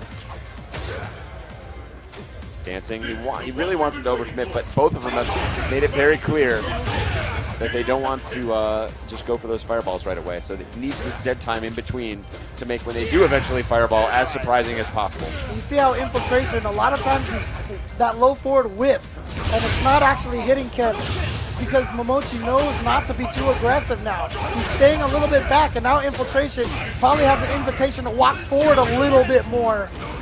Momochi shutting him down there immediately. Oh, surprise axe kick doesn't come. Snuffed up on Momochi. We've seen such brilliant counters. They're absolutely looking for everything. Every time Momochi has tried to use a focus, Infiltration has had a proper punish, whether it's the EX fireball, whether it's hop kick into Hurricane. Wow! So clean on the anti-air. Big risk on that. Can't get blown up by the EX Hurricane kick. Oh, and the whip punish into the same combo finisher from last time.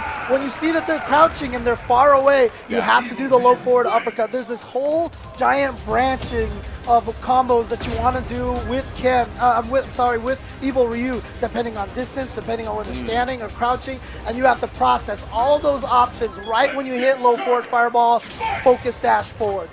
You have to know exactly which follow-up to do. Infiltration doesn't want to get bullied, but was very successful with the approach, sort of the low-key, more conservative control approach he tried in Game 2, which allowed him to tie up the series. Again, best of 5.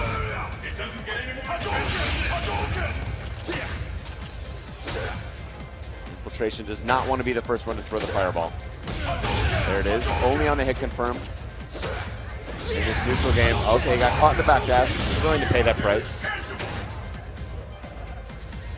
Slight advantage from Momochi here. And again, Infiltration just not willing. Oh, wow.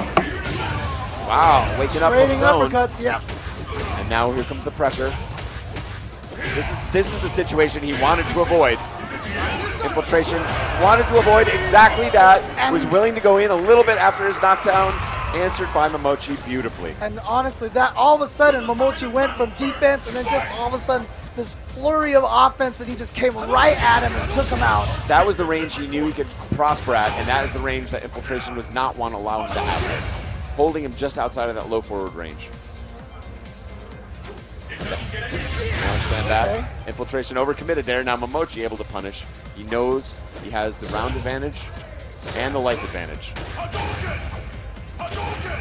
Now Infiltration finally admitting Like, all right, I may have to actually attack here. That's a nice call out with that fireball because it does give him the soft knockdown as well. Wow, Momochi with no anti-air, but Momochi's whip punishing has been immaculate this game, this whole set. Both of these gentlemen have basically tried to build their entire game around whip punishing, which causes them to dance back and forth at that range doing nothing because they're waiting for the other one to overcommit with a small whip. The slightest mistake here. Oh wow, Infiltration challenges, needs to burn the meter to close in. Now knows he must be much more aggressive. Realizes it puts him at a disadvantage. Momochi not taking the bait. And Infiltration saying, look, I was being aggressive. Don't you want to uppercut? He says no. Yeah, that's actually a really good call because Infiltration was being a little aggressive, and now you can just kind of see. You tried to switch gears, yeah. Yeah, I mean, you keep using the word defanged, and that is exactly what Infiltration Oh! looks like right now. He looks positively toothless right now. Momochi's Ken has been so clean. Probably a better overall mix of offense and defense.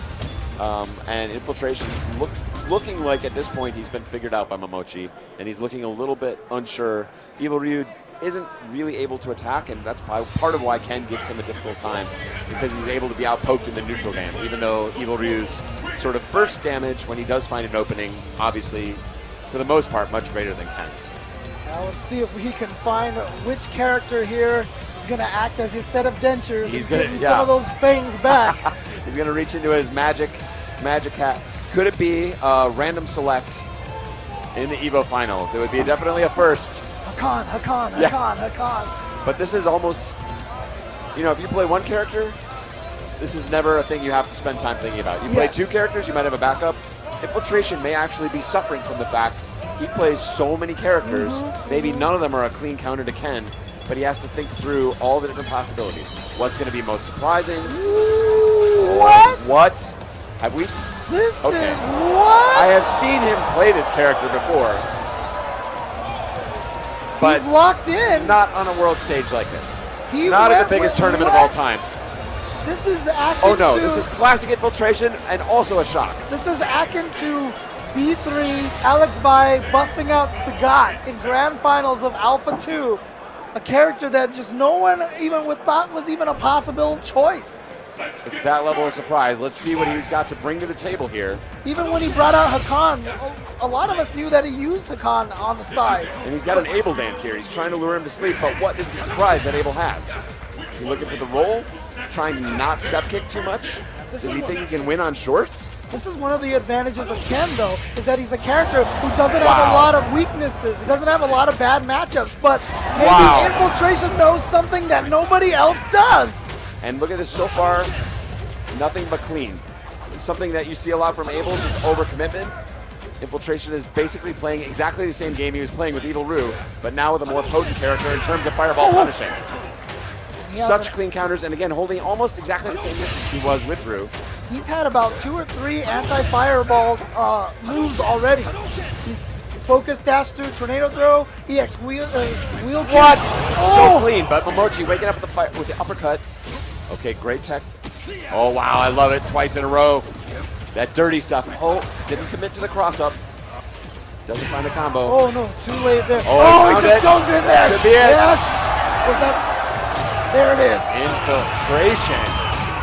And I like not just that he won, not just that he picked the most unbelievably shocking character, but so clean. Such confidence. Says, I'm going to stand behind this wall of shorts, and you want to hit a fireball. You want to throw a fireball, and I'm going to shut you down every time you try it. I just thought of something here. Did Gustavo and Momochi play each other at CEO? No, it was Smug who beat Momochi. Okay, never mind. Gustavo. Of course, showing us how powerful this character could be. Infiltration, trying to take it one step further. And again, no overcommitment, no roll shenanigans. He's not rolling into a ready Ken. And you know, the craziest thing is, this looks like he's been playing Abel for years. Yeah, such confidence. He knows, oh wow, he made a super gutsy read, doesn't come. But finds tornado throw. Oh! Wow, I love that from Momochi saying you'll never go for up grab in this situation after you just missed it a second ago. EX roll to escape. Wow, gutsy dash in. What? Beautiful stand strong. He's at the low forward, the stand strong, anti-air. So clean. so fresh, so clean. Oh, beautiful distancing there. Made it so that it wasn't very punishable at all. And he's attacking into the space. He's not even trying to necessarily hit Ken.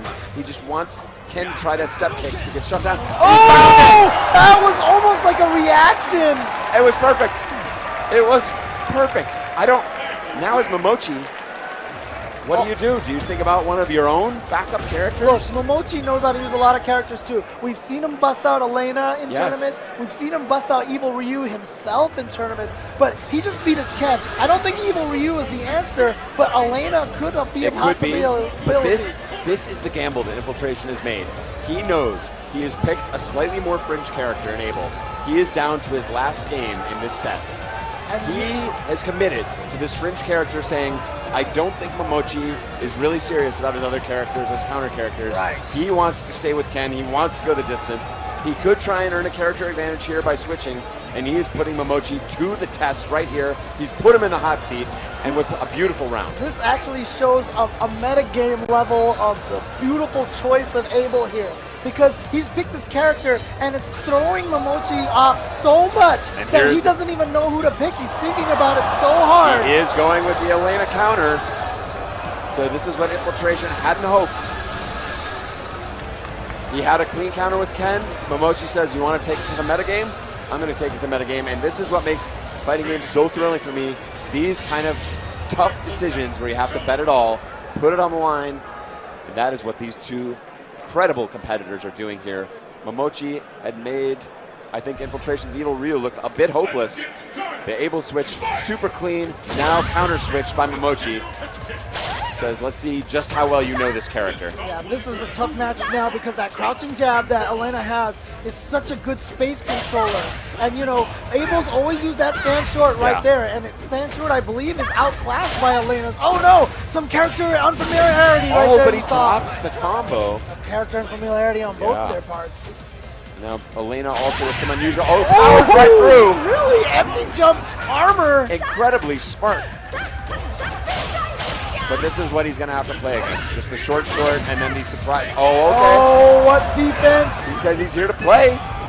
Wow. Wow, really? Committed to the level Really? 3 focus attack, and he's going to get the healing. That's the demoralizer. And now a long road in front of Infiltration as he stares at that life bar, newly refreshed by Momochi. At this And point- Momochi doesn't want to commit. I would not do any mallet smashes because somehow Infiltration knows that that's what that one block of meter is going for. So Infiltration may try to crouch fierce it out of the air into Ultra because that's the only way he's going to land the Ultra. So just don't go into the air. Do not go into the air.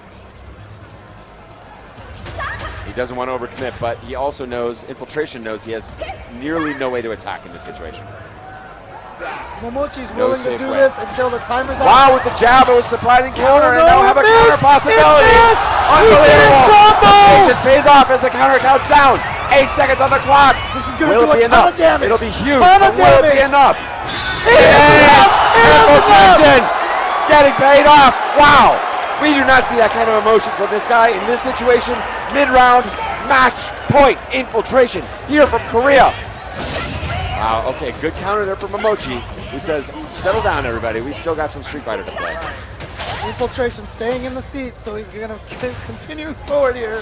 Oh, he catches her on the slide. So you're not going to backdash out of here. Oh, Okay. overhead. Not quite able to complete the combo there. No counter hit. And like I said, you saving that meter for the anti-air. Incredible patience there from Infiltration. Wow, he caught her.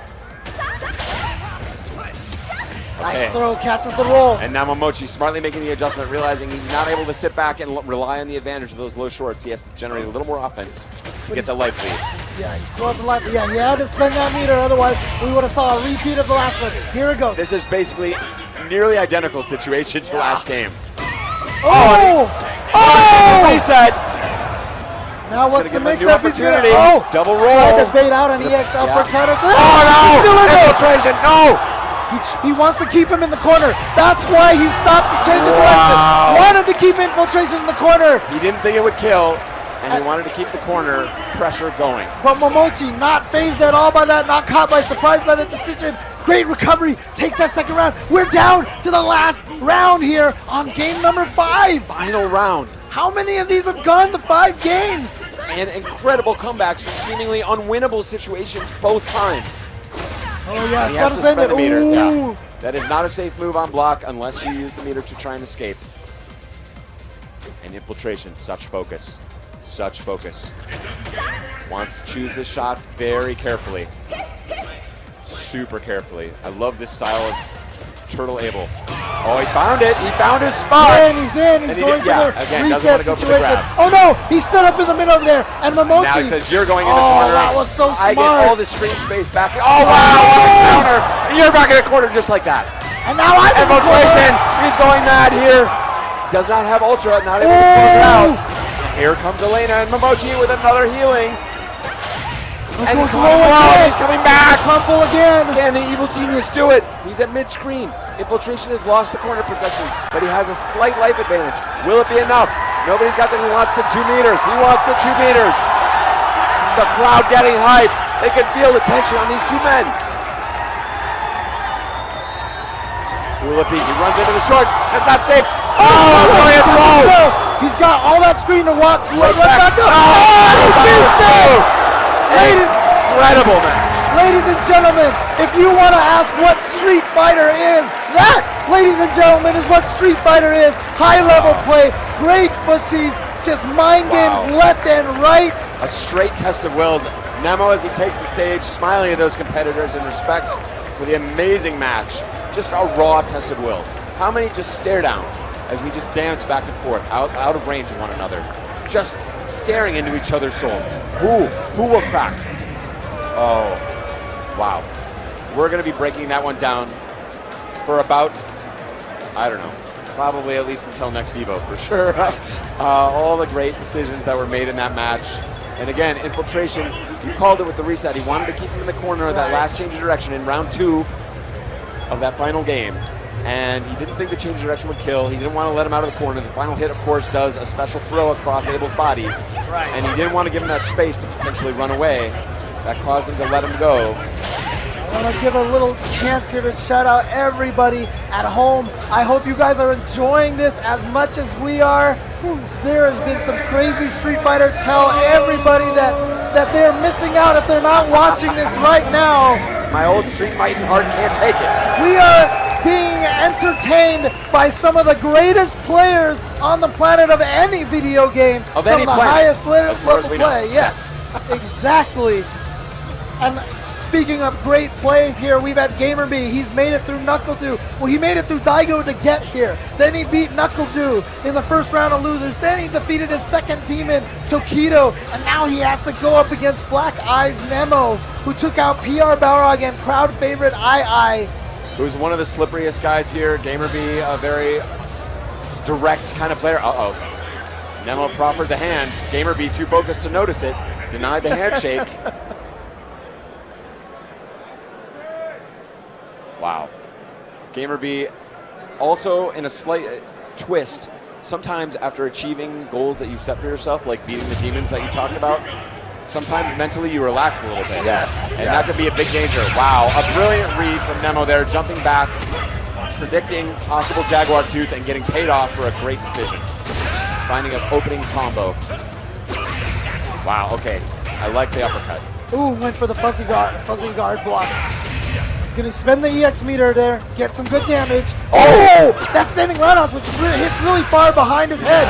Great option select to catch that hop back. And Nemo putting the knives back out. These guys are at dead even. They both showed a few of their best ideas already. We saw one of the things that aiai did that was so key, was challenging the hop back roll. Oh, good block. GamerBee recognized the pogo bounce. Smell it. Looking. Oh, try to chase him down.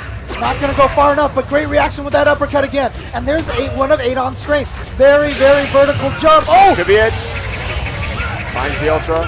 Yes, that should do it. That's what makes those jabs so dangerous. You can throw them out at any time, confirm into the EX, spin, and go straight from there into ultra. Simple, highly effective. Okay. Challenging for that key space that's just right in between the characters. wants to poke his way in here. That little invisible block that's so important in every matchup. Think about the space from where the knife is coming down right in front of Rolento. That is the area he needs to control, and that is the zone that GamerBee must find a way to penetrate if he's to be successful here. That's a lot of respect showed by NEMO. Oh, He gets the went for combo. it. Gets the counter hit. NEMO has normally gone for the reset off of those free juggle situations. He just goes for the hard knockdown against GamerBee, and a first hit of beautiful the backdash. A beautiful backdash right there to make sure he punished an uppercut out of the focus. Here comes the pressure, and NEMO looking very comfortable. GamerBee needs to find a way to scare him. Oh, no, well, no ultra. That was That's definitely a a missed shocker. input. Yeah. Okay, gets it done with the EX roll. He went for that standing roundhouse, which again, great move, but Rolento, He is all over it. yeah, that attack low profiles a lot of things. That's why you see Yeah. it beat a lot of The jumps. crouching jab. Right. Yeah. Rolento and NEMO's gonna take game one.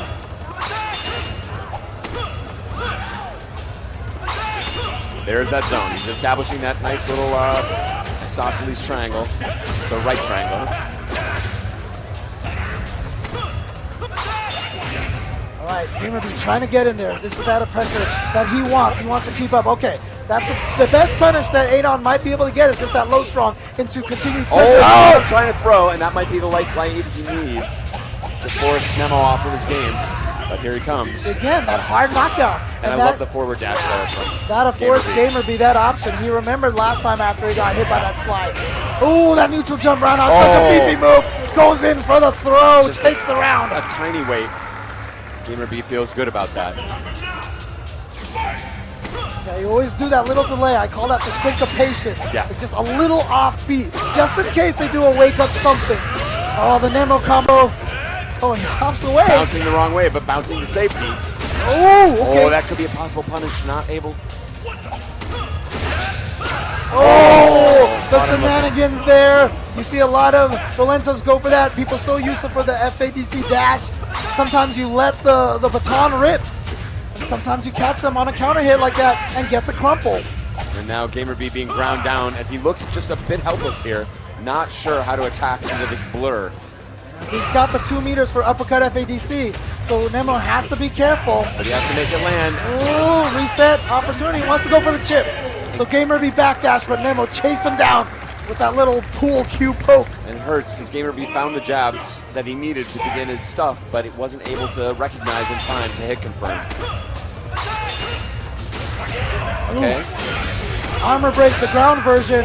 And again, see, that's the best he can get. He's going to make sure that he stays the offense. And that is such a difficult uppercut to pull off in that situation, but is absolutely necessary to keep NEMO off of him. That jump fierce hit so low. Wow. Finding the dizzy. And he's going to use all the meter. I do like this super. Yes. I prefer the hands version, but I'll allow it. Yeah. Great game from Black Eye NEMO. All right, 1-1 between these two just amazing competitors here. Once again, just the highest level of play that we are seeing here at Evolution 2015. 2,200 players walked into this building. Only like 4 or 5 of them remain. Good pressure. He doesn't. He wants out of that corner, and there's that clutch uppercut we talked about. Oh! Right read, and he spelled the hesitation, found the throw. Owen chases down again, still in danger of stun. Okay, he should be okay now. Only one hit, unfortunately, but still chasing him down. He will not let him get away. There it is, hunting him down with the P. NEMO, what is your reply, sir?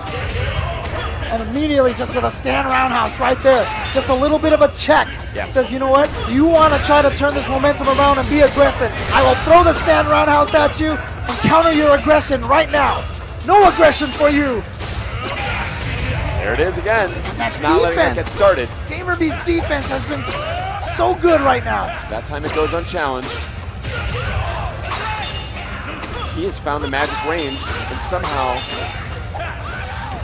NEMO looks helpless here. Yeah, one of the keys really has been that GamerBee's been peppering in some neutral jumps in there now. Yeah, like that. that. Make him think twice. Yeah, it's caught a few things like slides and rolls, And I love, oh, finally he commits, but NEMO finds a huge punish. And see, GamerBee was doing just fine what he was doing. That Jaguar Tooth was ill-advised, I think. He didn't have to go in. Oh, no. Oh, it reached! What a reaction! What Wow. a confirmation! He stole that one away. An absolute steal. GamerBee was playing the game he wanted to play, not even trying to enter his little triangle of death.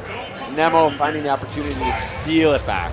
Yeah, that Jaguar Tooth took some damage, and that damage was enough to put him at about even life that GamerBee didn't feel comfortable turtling anymore. Oh, gets him with the fuzzy guard. Oh, nice. He's going to be able to get an extra juggle in the corner. Close to Dizzy. Oh, he tried to fake the fuzzy There it guard, is. but he gets the low strong stun. GamerBee. Is this going to be enough? He Oh, goes for the fancy combo. And then GamerBee. Unbelievable. To be able to pull that clutch combo off In right that there. situation, that is unbelievable. Two now- Ps. He got two perfects that game. NEMO, the villain of the crowd, in the eyes of the crowd, definite villain. His face has been slapped with the white glove of GamerBee. Two Ps. NEMO, I challenge you to a duel. Slap, slap. Yes. GamerBee now. Okay, now back to that roll counter you had. Oh, but that pressure. neutral jump that I talked about, that's been so key for GamerBee. Finding its mark once again, and another Dizzy! What is happening here? And we should make the point. Oh, no. He tried to do the same fancy combo, not able to come that time. Again, that neutral jump, that beefy jump roundhouse of Adon, Feels so finding good. its mark so Feels many so good. times. That is the true stinger from the GamerBee. This is loser's bracket action. If GamerBee can close out this round, he will have eliminated Black Eye NEMO from Evolution 2015. Oh, what a backdash to avoid that focus. NEMO gets out of there, but just hasn't been able to gain any sort of offensive momentum right now at all. And now some neutral jumps. Oh, that. Oh, yes, only 2 hits. He gets the extra juggle, and he's going to chase him down. He is so on point. Oh, he went for Incredible the- focus. He pays the price there, but he won't cash in the ultra there. Oh. Denying him that fake offense. Again! GamerBee. Instant overhead into it. EX Air Jaguar kick. It's going to be the combo. The Kung Fu Bao. Such respect. Wow. Is this the year? GamerBee has put in the work, has put in the time, has focused. But you know what? He finished second place. Do you know who he finished second place to at EVO previously? Tell us, James. Infiltration. And who is he facing next, James? Infiltration. The Deuce, you say? Oh, that wasn't a question. I'm sorry. The Deuce, you say? How about now? Infiltration. There you go. No, he has to get through infiltration. But you know what? Infiltration. He is as dominant as he's been in Evolution Street Fighter 4 history. He still has only won 1 EVO. It feels true. like he's won like 3 of them. It's a guy we see all the time, puts in the work. But unfortunately, he has only taken the 1. You know how much this guy wants to get back there. When he lost to Momochi, you saw the wince on his face. It's true. So Infiltration, a mere one-time EVO champion. yeah, so you only won 1. What a scrub. I know. No. Can't believe But- this guy's even here, honestly. But you know what? Again, GamerBee hasn't been able to win an EVO yet. That's So- true. Momochi and GamerBee, this will be their first Evolution That's win, if they can close it out. GamerBee is walking the path. He has conquered his demons, as you pointed out. He has put in the work. He has ground his way to the top with a character that nobody thought was good at the beginning. He put his mark down. Now, one final EVO former champion remaining in his path before he can face Momochi in a potential grand final. Oh, are we going to get the character dance? No, Infiltration says, I don't care if you pick Elena. My character, I feel I can counter both of them. And I believe this was the result of a blind pick. Oh, So okay, Infiltration okay. able to use his deep character knowledge to get GamerBee to overcommit to Elena. And Chun-Li is considered amongst the metagame masters to be a good counter, or at least a solid fight against Elena. Yeah, Chun-Li, one of the key things is she has really great buttons, great range Yes. that can fight Elena's buttons. You don't have to dash into range of Elena's oppressive crouching shorts. And honestly, Infiltration can probably be considered one of GamerBee's demons as well. Like I said, he's the man Sure, who let's robbed throw him him on of the pile. Yeah, sure. He's the man who robbed GamerBee of his EVO championship of second place finish that 1 year. On the way to the top of the top, everyone's a demon, man. They must all be slain. One by one, giants must fall. And the fireball, of course, something else we should acknowledge as an important element of this offense. Elena, Oh, there it is. just focusing The it up. focus back just dash, like that. yeah, that's the trick. We could be in for a long haul here. This game keeps up like that. Nice EX reversal. Okay, good clean punish there by GamerBee. Oh, love the stand roundhouse. Owning that space, saying, no, you can't just walk in here. Yeah, you can see why this pick is working out so well for Infiltration so far. GamerBee really just playing very defensively, trying to play this healing game, solid punish. and it's just not working. Yeah, that is his sort of idea about how to counter this, is just to really focus up the fireballs. Now realizing it's not going to pay off, he's got to come in. Ooh, counter poke, but too far that time. Not able to complete the combo. Running away, surprisingly close given the dominance of Infiltration overall in terms of calling the tune in this match. Oh, finds the slide opening, but backdashes away to safety. And he doesn't want to throw the fireballs from there, but he still gets caught. And after all that work from Infiltration, third healing from GamerBee gets him to a point where he has a life lead with 10 seconds left to go. No, that's punishable. Whoa. Yeah, he tried to Big frame trap. overcommitment, yeah. He tried to frame trap with those follow-ups. And GamerBee did not bite. So after that dominant beginning, it was GamerBee who weathered the storm, healed up, found his opening. A GamerBee of years past would have cracked Yes, in that situation. absolutely. And been mad at himself. And yeah. Right, exactly. Not this man. This is a new man. Is he the final form that can finally allow GamerBee to reach the pinnacle?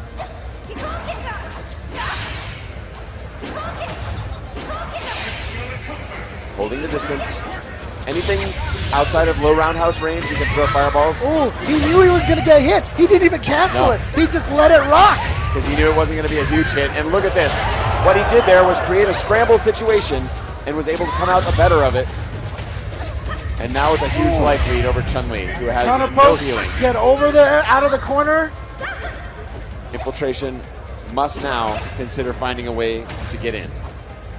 Plenty of time on the clock for Infiltration, though. No reason for him to rush into this at all. He can still do this very patiently. One EX legs into Ultra 2 won't give him the life lead, but it'll be enough to put the nerves on, to put the pressure But on the challenge here GamerBee. is, yeah, he's given the healing again. He must hold back to charge the fireball, but to approach, he must move forward. And he does not want to get into the range of Elena's low shorts.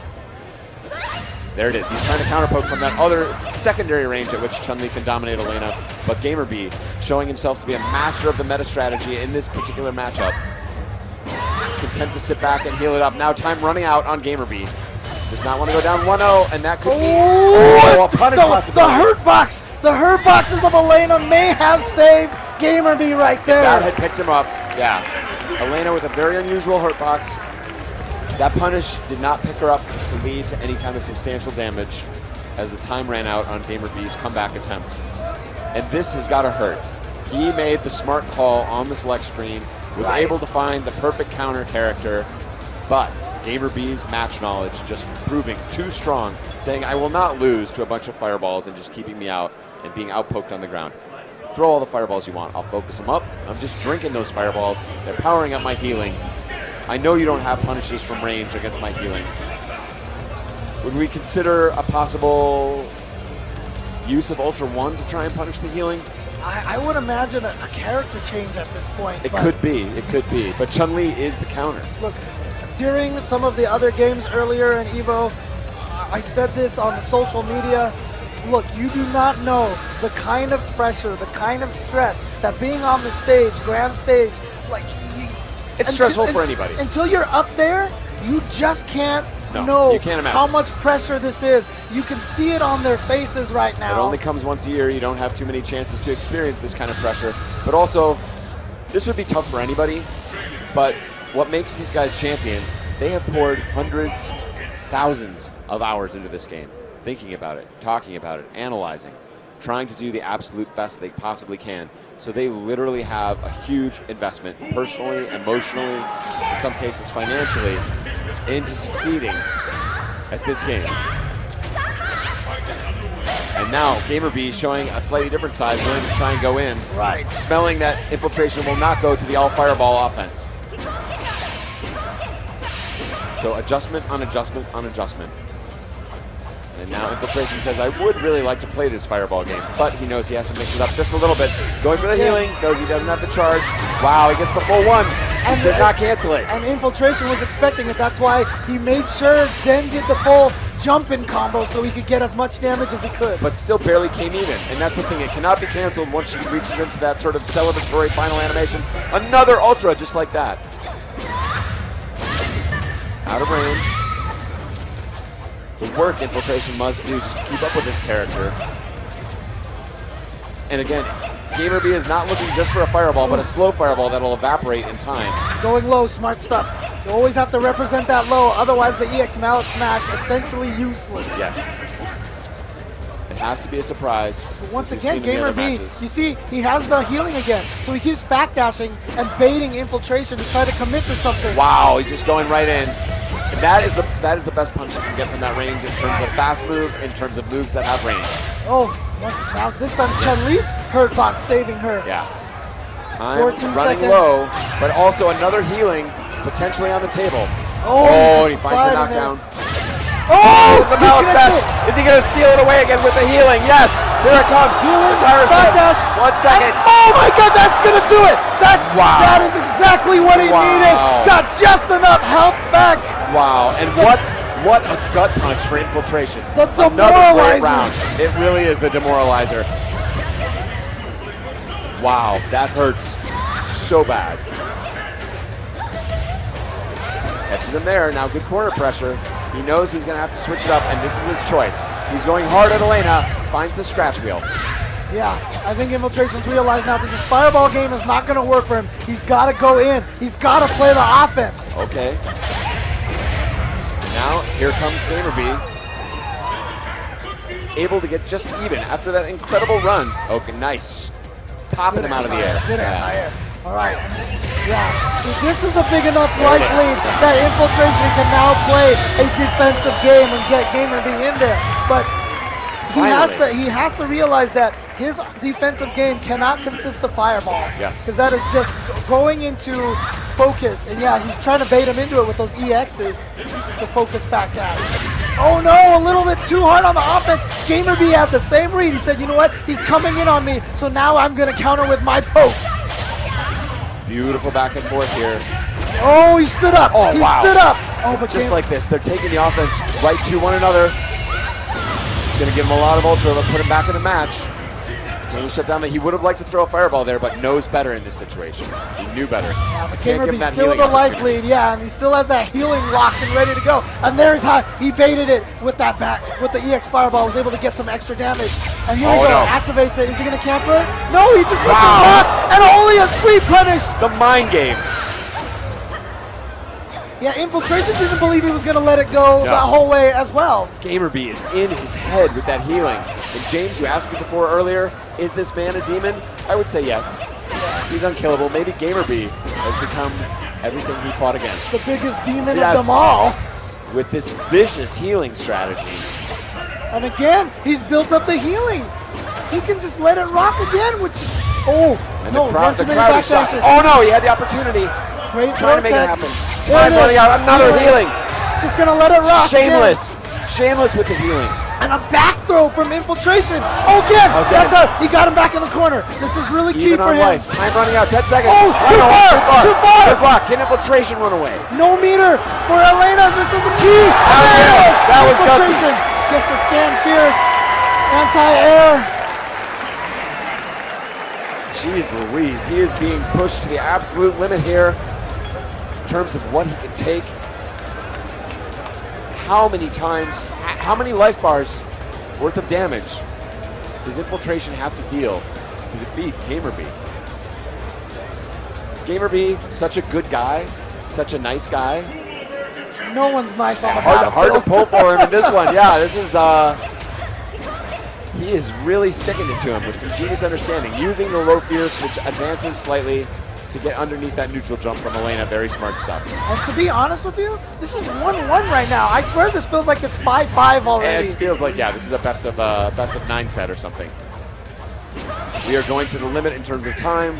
We're going to the limit in terms of how much damage can be possibly dealt. Infiltration standing strong, but how many mental resources is this going to take to see as we decide which one of these men will move on to face Momochi in Grand Finals. There it is again. Infiltration with a pretty solid punish, not letting GamerBee come all the way back into it. Oh. Infiltration switching it up here now. Oh no, that's going back to that healing, and he chases him down. Solid punish. Yeah, but slight. Oh, that just went right through somehow. But not a huge punish. The scratch wheel has some interesting properties in Hazanshu as well. Oh, fakes it out. Oh, but a little too far. And Infiltration's going to get the punish here. Huge life lead, gets him with the overhead. Did not have Ultra there to follow up those EX legs. Oh, he gets him. Just like this. He's going to get a safe Ultra. He's going to get a safe healing. It's even. No. Take a few more hits now. Watch out for that EX mallet smash once again. He will not be able to heal there to it survive is. this. And denying that neutral game. So Infiltration somehow finding The internal will. fortitude, the will, the absolute will to say this guy is going to be healing 50, 60, 80% of his health bar back over the course of these rounds. I have found the right mix. I have to find the right formula of offense, of defense, of fireballs, of going in to crack this case. Yeah, all he's saying is, that just means I have to kill you twice around. I'm fine with that. I have no problem with it. Do your thing, GamerBee. I've got it covered. Gets hit out of the air there. Nice situation. Ooh, very fortunate Wow, trade. GamerBee not willing to be put on his heels. Wakes up the scratch wheel. Bold stuff. Oh, not a punish. Fail punish. Inside. Try to frame tap again, as you talked about. Oh, not expecting that wake up, but again, the healing already go with Wow, punish. what a counter It's poke. And Ultra Ultra 2. 2. It's not going to be enough. And now the healing fully stocked, and he's going right at it. And only a stand strong Wow. punish. And he has the life lead now with that. Oh, good timing on that punish. Like we said, odd block stun catches a lot of people off guard. And who is this sorry character, Chun-Li, that gets only one Ultra per round? Like, that's not, it's ridiculous. Oh, that's it. Oh, no! Oh, no! He capped at the last minute. And he goes for a simple combo! Another mental break. This is, again, the pressure we talked about. The fact that he's having to kill this character 2, 3 times to get the job done. It is so mentally draining to have to kill this character that many times. And he crouched just a little too early, maybe switched his mind about what he was going to do in terms of anti-air at the last minute and paid the ultimate price. And that also is a benefit of that really odd jump timing from Elena. Sometimes you don't have, reactions can help you in those situations, but if you do the reaction timing, it's just going to whip under her. And again, smelling that jab fireball and evaporate. No punish at all. And Elena is ahead, just like that. And now with that combo, she's ahead by a lot. Oh, great whip punish again. Here comes Infiltration. Hazanshu. A little too far, though. It's a combo after the Hazanshu. GamerBee wisely just doing nothing. He knows Infiltration doesn't want to overcommit. Says I can just chill back here and block. And his block cross-screen threat is basically that healing again, the demoralizer. Wow, huge damage, and look at this. Look at that. What do you do? Infiltration as we speak. The meta. The established meta of which character beats which character may be changing as we watch. Oh, and then just a crouching jab to finish it off. And you see GamerBee there with a sigh of relief nod. Does Infiltration have the gas in his tank to survive this? This is really key because that second game, that meta changed. Like you said, Infiltration started getting it. And that's why GamerBee let out that sigh right there, because he said, you know what, I weathered that storm, I solved that problem, and now I am back in control, I am back in the driver's seat, and Infiltration has to think about what character to pick again. I think you're absolutely right. These games are, we've talked about speed chess, we've talked about poker, in this sense also a puzzle box, an active, dynamic, action-filled puzzle box. Yes. And we are seeing solutions on solutions. Infiltration had basically decided he accepted the established meta. Right. Chun-Li beats Elena, I have a great Chun-Li. I'm going to play this match. Use the blind pick option, which is again where you tell a judge which character you're going to choose, and then the opponent picks first, and the judge enforces that you chose the choice that you told them. So a bit of metagame happening there. He made the right metagame call, and GamerBee, with a relentless, I think dare say shameless, approach to just hanging back and using that ultra option he has. Again, the way he's doing it is the focus allows him to absorb the fireball, and that still powers up his ultra meter. Right. And he's able to just sort of fight from across the screen by not fighting at all. Infiltration. Recent times he's been using a lot of Decapre. You see him hovering, he's thinking about this. There must be something about this match that he doesn't like to be this hesitant. I will tell you honestly, like Infiltration, or excuse me, Decapre is all about what? What? Double what? Not a what, We've seen him use it. We've Literally, seen him you use can spin the Rolento. stick and it would be anywhere. He's used Rolento against Snake Eyes at Texas Showdown. That's we true. know he has That's an a excellent call. Rolento, but against Elena, is that necessarily a great call? To me, the Decapre, the point I was gonna make about Decapre and why I didn't like it was the jabs. Like, what Decapre is excellent at is getting up close, getting in your face, but ironically, Elena can just sort of hold back and hit the jabs into big damage potentially. What? This guy, you're not allowed to have a good time. He is. You were just put on your butt. That by is some incredible choices. He knows Infiltration's mind has been fried. Both of these guys willing to take a break, acknowledge what incredible players they are. The crowd feeling it. I got to give it up as well. Evolution 2015 Ultra Street Fighter 4 action.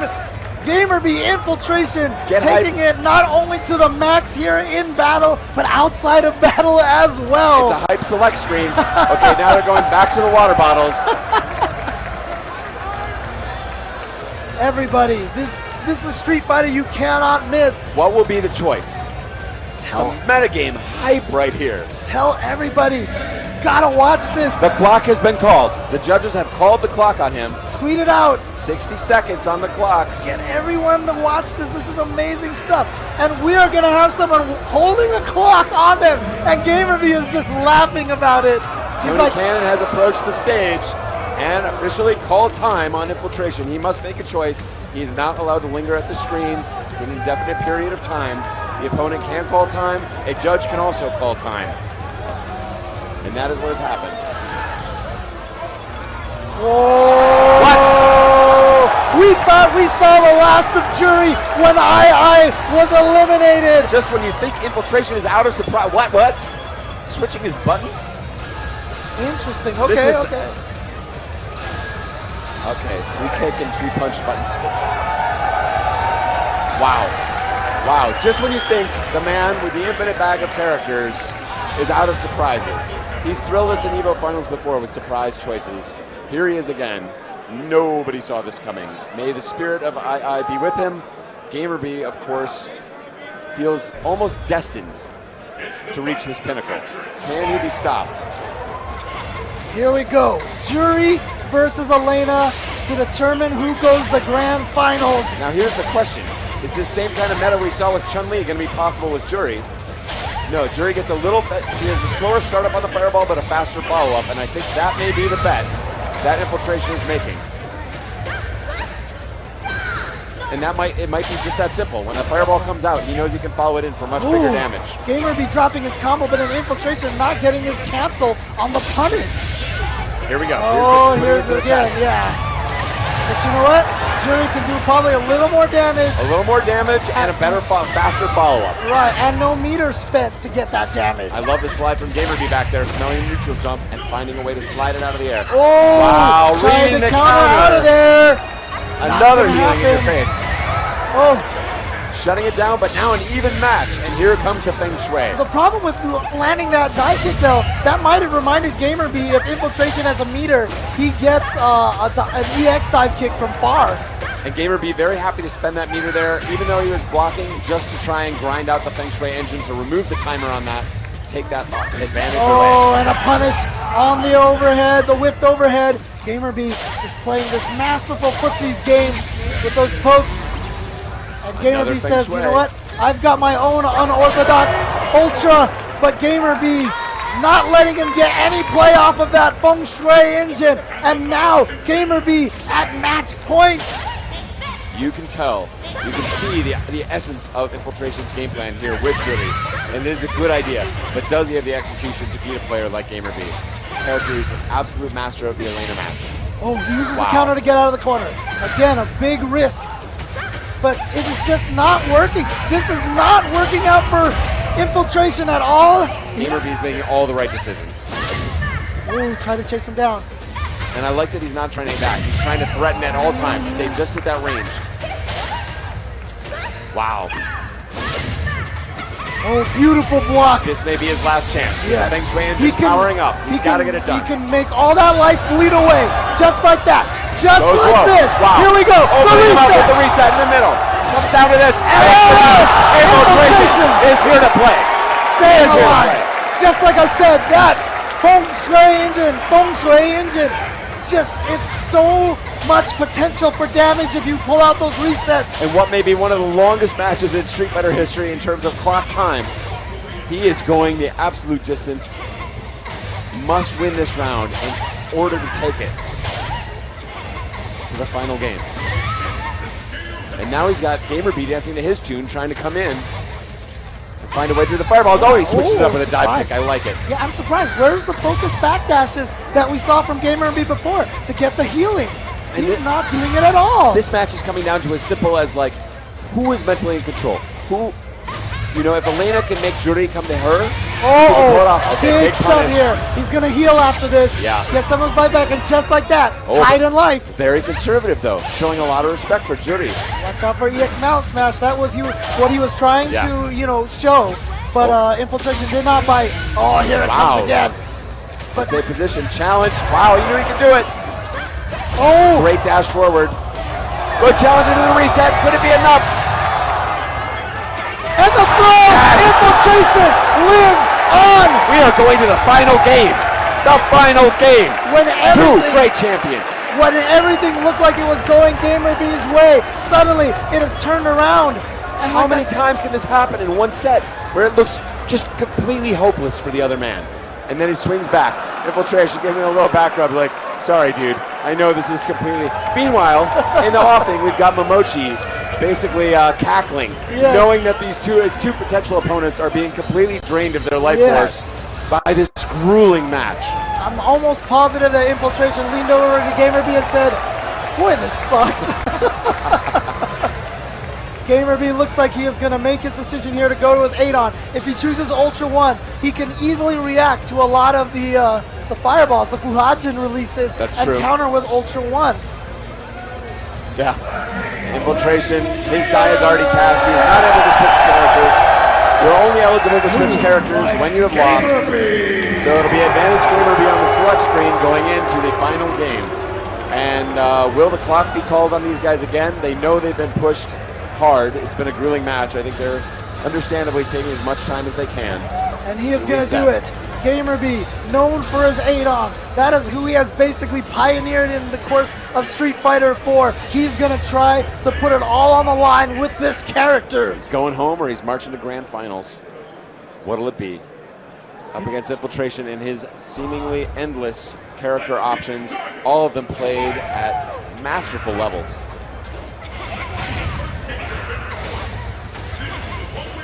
And I like that he's not releasing the fireball every time. He's choosing his shots, trying to keep GamerBee guessing a little bit, and GamerBee playing a very conservative game so far.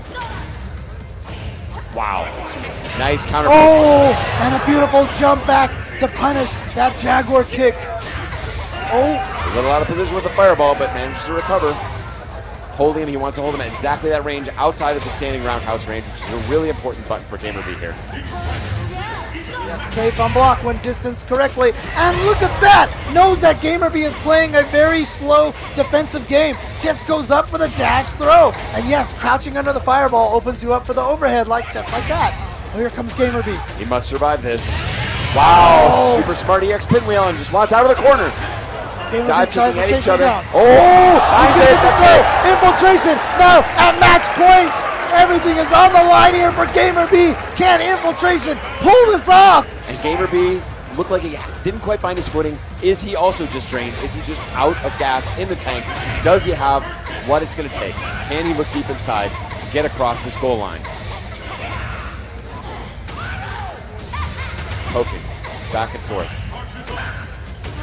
Good block on the overhead. Wow. Oh, there he is. He's in now. Great block. Yeah, backdashes, tries to bait something out. Ooh, wow, brave Bold uppercut. answer. Yeah. He's threatening like he's going to dive kick out of the corner, but then he didn't, and he got GamerBee to overcommit just a little bit. Oh, wow, infiltration. Not hitting a button. Oh, From from the front. So tricky. Again, yes, finds the block and a good tech. Wow. Staying alive. Again, backdash afterwards. Okay, that should be a big punish. Yes, gets there. Oh, another stand roundhouse. But he finds his target. Here he comes. Oh, but just goes for the uppercut. GamerBee is going to take it to the last round in Game 5 again. I don't know if I can take this, James. How many times have we said this? I Game don't know if I 5, can take this. last round, Ultra Street Fighter 4.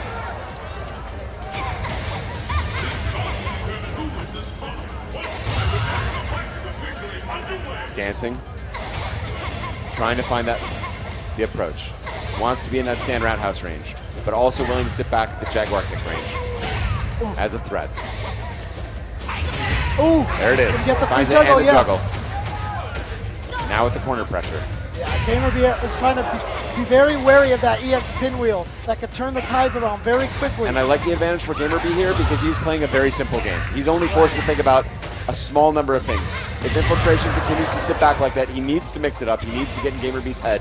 Or GamerBee is playing with such confidence, he's able to poke correctly. So far. His entire game revolving now around that move and standing roundhouse. Looking for an uppercut if the jump comes. Oh, wow. Oh, here it comes. He the must feng guess shui properly engine. here. Danger time. Good block on the overhead. And now he's just going to get out of there. Oh, trying to counter. Smart stuff. The feng shui engine pretty much neutralized. Infiltration knows it. Doesn't he want to goes overcommit. all back, He's yes. going to hang back and get it done in an honest way if he's going to get it done at all. Oh, Tried to punish it with a great jump back, but a little out of range. advantage of that EX dagger too, very quick. Looking for the follow-up. He's made a slight dent, but the time is running out. Keep your eye on the clock. 15 seconds. Ooh. Oh, Closing it in. Can GamerBee get it done? now he's Another roundhouse. He's denying her. He's denying. He can't come no in. uppercuts, and then the throw. But only Will 3 there be enough time? seconds 2 seconds left. He wants a timer. Scam it. Oh, the final hit in the back.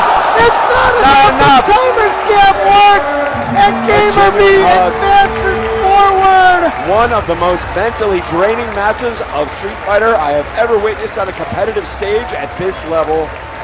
Wow.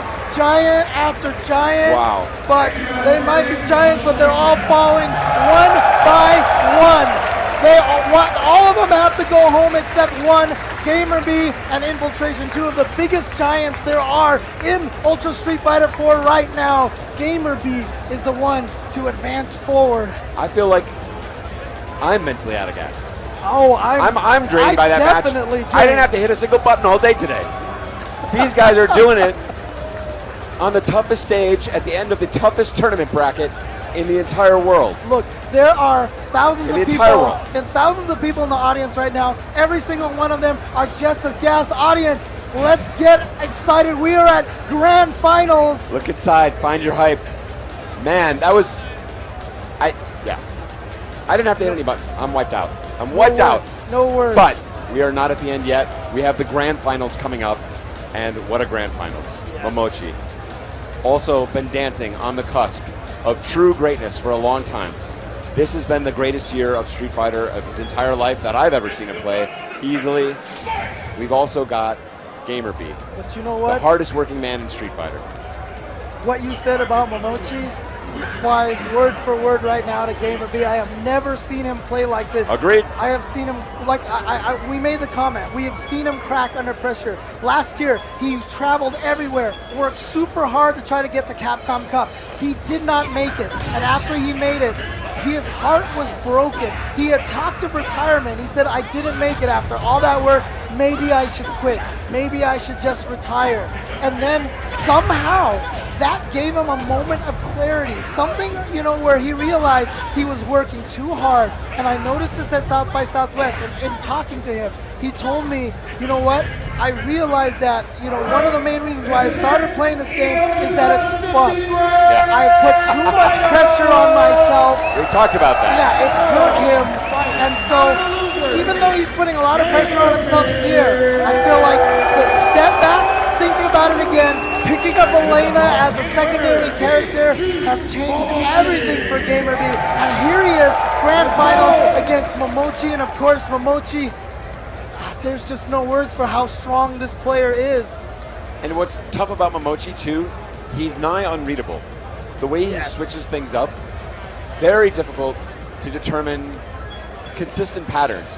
Patterns where you're forced to bet big in trying to spot patterns, whether you're gonna uppercut, whether you're gonna reversal, whether you're gonna backdash. He's so tough and willfully switching it up. It takes a lot of fortitude to be able to try and penetrate that.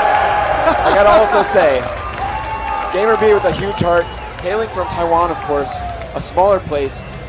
He's a big fish in a small pond there. There's a lot of love in his hometown for his accomplishments. He's a national hero. They are, based on his accomplishments, which have not risen to this level yet. So if he can pull the big one down today, he's headed home to an absolute hero's welcome. Look, if he can win this event, I have no qualms about saying in all of the years of Street Fighter 4 at EVO, GamerBee has been the best performer. He's made the most top 8s. He's gotten second place one time, and if he can take this, then he is also a champion as well. I'll have to check the numbers, but we're going right into this grand finals action, EVO 2015. Intermedia's GamerBee up against Evil Genius's Momochi, who is coming from the winner's bracket. That means he must win one of these sets. GamerBee must win twice after an incredibly grueling match against Infiltration to bring him here. Right, 3 out of 5. He has to win that 2 times, whereas Momochi only needs to win that 1 time. But that's why you struggle so hard to make it through the winner's bracket, so that you have this advantage. And he finds his way in, picks up the next juggle. Oh, the tricky stuff. Oh, he tried to go for a throw for the stun, but you know what? Don't push too hard for the stun. No, it's all right, and he backed off. He was like, I'll go for the throw. Well touched by Momochi. Back off. I'm going to get this done in an honest way. And the hardest thing, one thing too, is that with Momochi and Infiltration playing basically a marathon there, Momochi, who's sitting there, might get a little cold. You know, he just came from a marathon. Yeah, he came from a great match versus Infiltration as well. But, you know, you watch this. Wow, what a reaction. I'd say if you gave me the choice, I'd rather be the guy sitting on the sidelines staying relaxed. But GamerBee looking absolutely on point. The neutral game fireball punishes have been fantastic so far. Here comes Momochi. Not letting him just come in with that EX spin kick. He just needs to get in with maybe a low forward EX. Oh, now, I don't want him to overcommit to chip damage here. Don't do it for the chip damage, or at least please wait till a surprising time. Time's running out. Yes, excellent. There it is. Excellent. There it is. A lesser player would have gone for a special move to try and chip out in that situation. Starts doing wall dive Momochi, face yeah, stuff. exactly. Yeah. Momochi would have been all over that.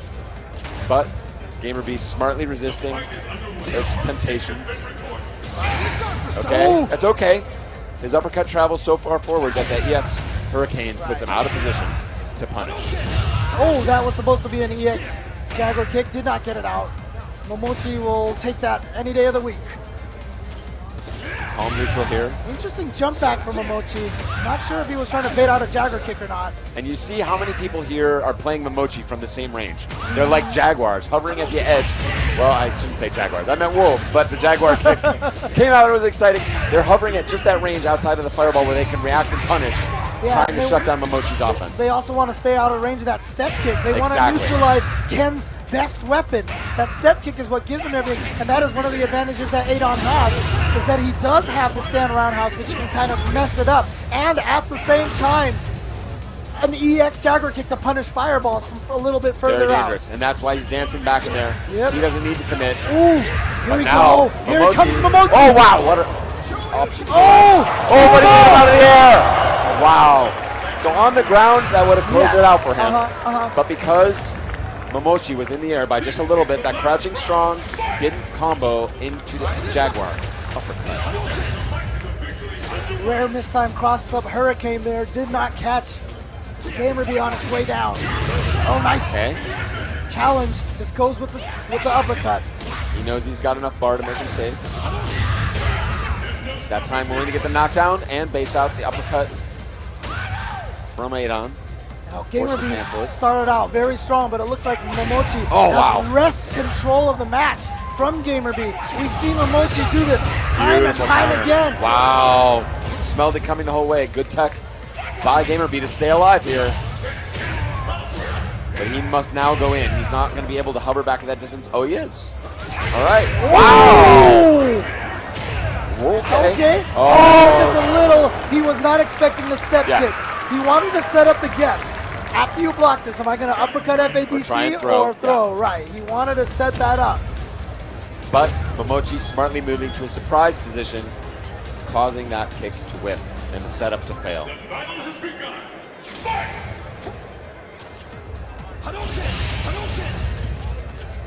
What answer does GamerBee have after such a draining match?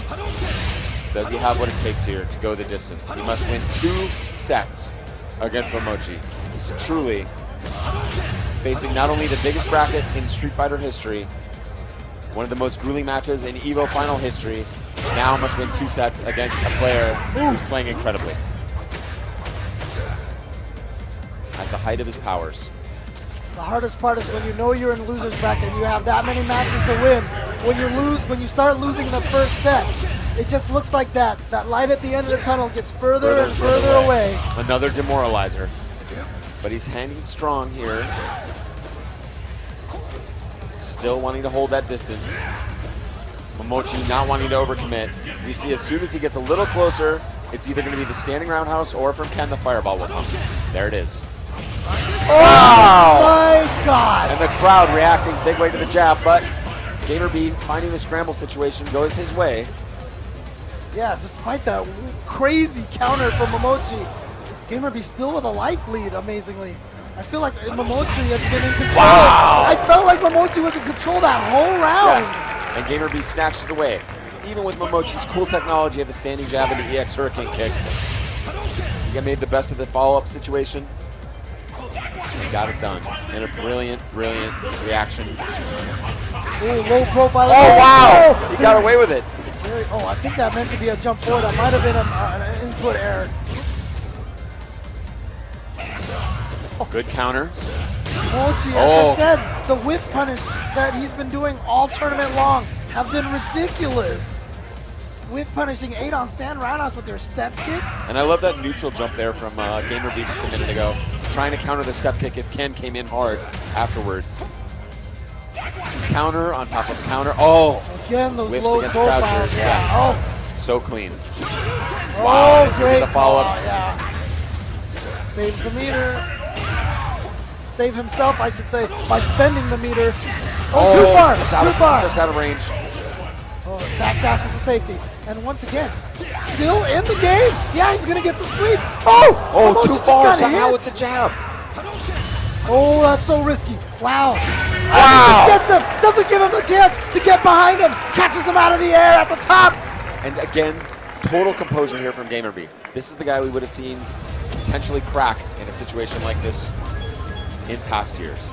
And there he waited, he bided his time until he could see that EX spin kick coming in. He said that's the most obvious approach for Ken. I'll wait, I'll wait, I'll wait. He gets paid off. 1-1. GamerBee versus Momochi. Trying to just trade with that fireball in the stand roundhouse. Again. Step kick counters. Just waiting for it. You know, GamerBee might have to throw a few more stand jabs or stand shorts. Well, we saw him trying to mix it up and keep Momochi's mind on other things by going for the Jaguar tooth there. Gonna get the combo off of the counter hit step kick. Oh, wow, what a range on the throw.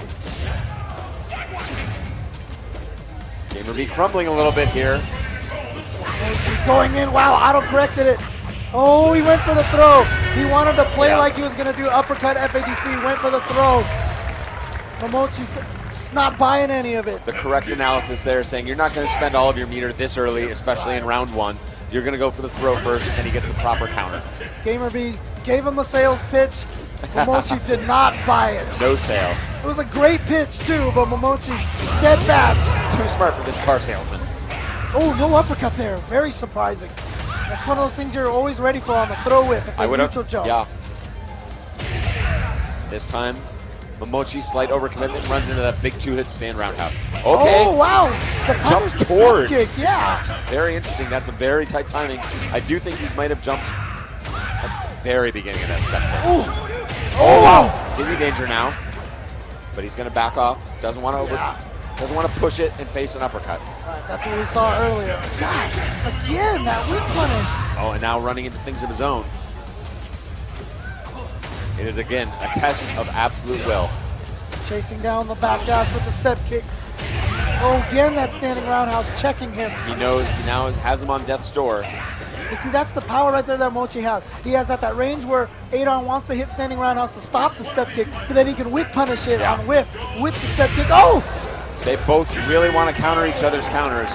And that ending was very similar. He said, you know what? You're not going to want to spend that meter. You're trying to throw, so I'm just going to jab you. I don't believe you're going to do the uppercut there. And both these guys played the numbers, and both of them paid the price for it. Their opponents correctly predicting exactly what is happening. Oh, wow. Interesting. Trying to get him to something. react. All right, Momochi trying to put the fireball back into his game. He has to. He has to at this range. Right. He's not at death's door, so he's able to take a couple of EXs if he has to eat those as a result of his fireball. He needs that control. He needs to be able to set the pace of this match. Good tech. Oh, standing roundhouse again. A standing roundhouse is such a key to his gameplay now. He's playing it. That's, I think, part of what's keeping GamerBee in this game. The less he has to think about, the more he can focus on perfectly reacting. Right. And not only that, but he has been using the stand roundhouse kick to facilitate the Jaguar kick. And he's been using the Jaguar kick at great opportunities. Wow, look at this three-step kick in a row. Double backdash. A little too far for that carrot throw. Oh! And Momochi smartly trying to create more of a scramble situation. He's tired of this wall. Wow! Bet it all on a red focus, a raw red focus. He was hoping that standing roundhouse would come out and he could counter it with a huge crumple into a win. And that jump is not going to do it for Momochi. GamerBee going up 2-1. What is shocking me here is GamerBee is the one showing the most mental fortitude. Yes. After that incredibly tough, incredibly draining last set, he is showing more patience than EG Momochi. How is that possible? How does he have this reserve inside of him to survive this kind of stuff? You know, sometimes if, particularly if you're a religious man, sometimes you feel like winning those previous matches means something. You're on a mission at this point in time. As the Blues Brothers said it, shout out to Chicago, we're on a mission from God. Absolutely, and GamerBee right now, he is definitely fulfilling this mission so far. If he wins one game again, he takes the set, but he still needs to win another set. This bracket will reset, and these gentlemen will fight one more time. Of course, Momochi far from out of it, and with a smart low profile, but gets counter crumpled. GamerBee without too much meter to keep. Ooh, interesting. Standing forward at option select, chase down the backdash. Actually, it's not an option select. Adon can't do that. Good, honest character. Oh, wow. Tried to uppercut maybe or something, I'm not sure. Got hit out of the air, though.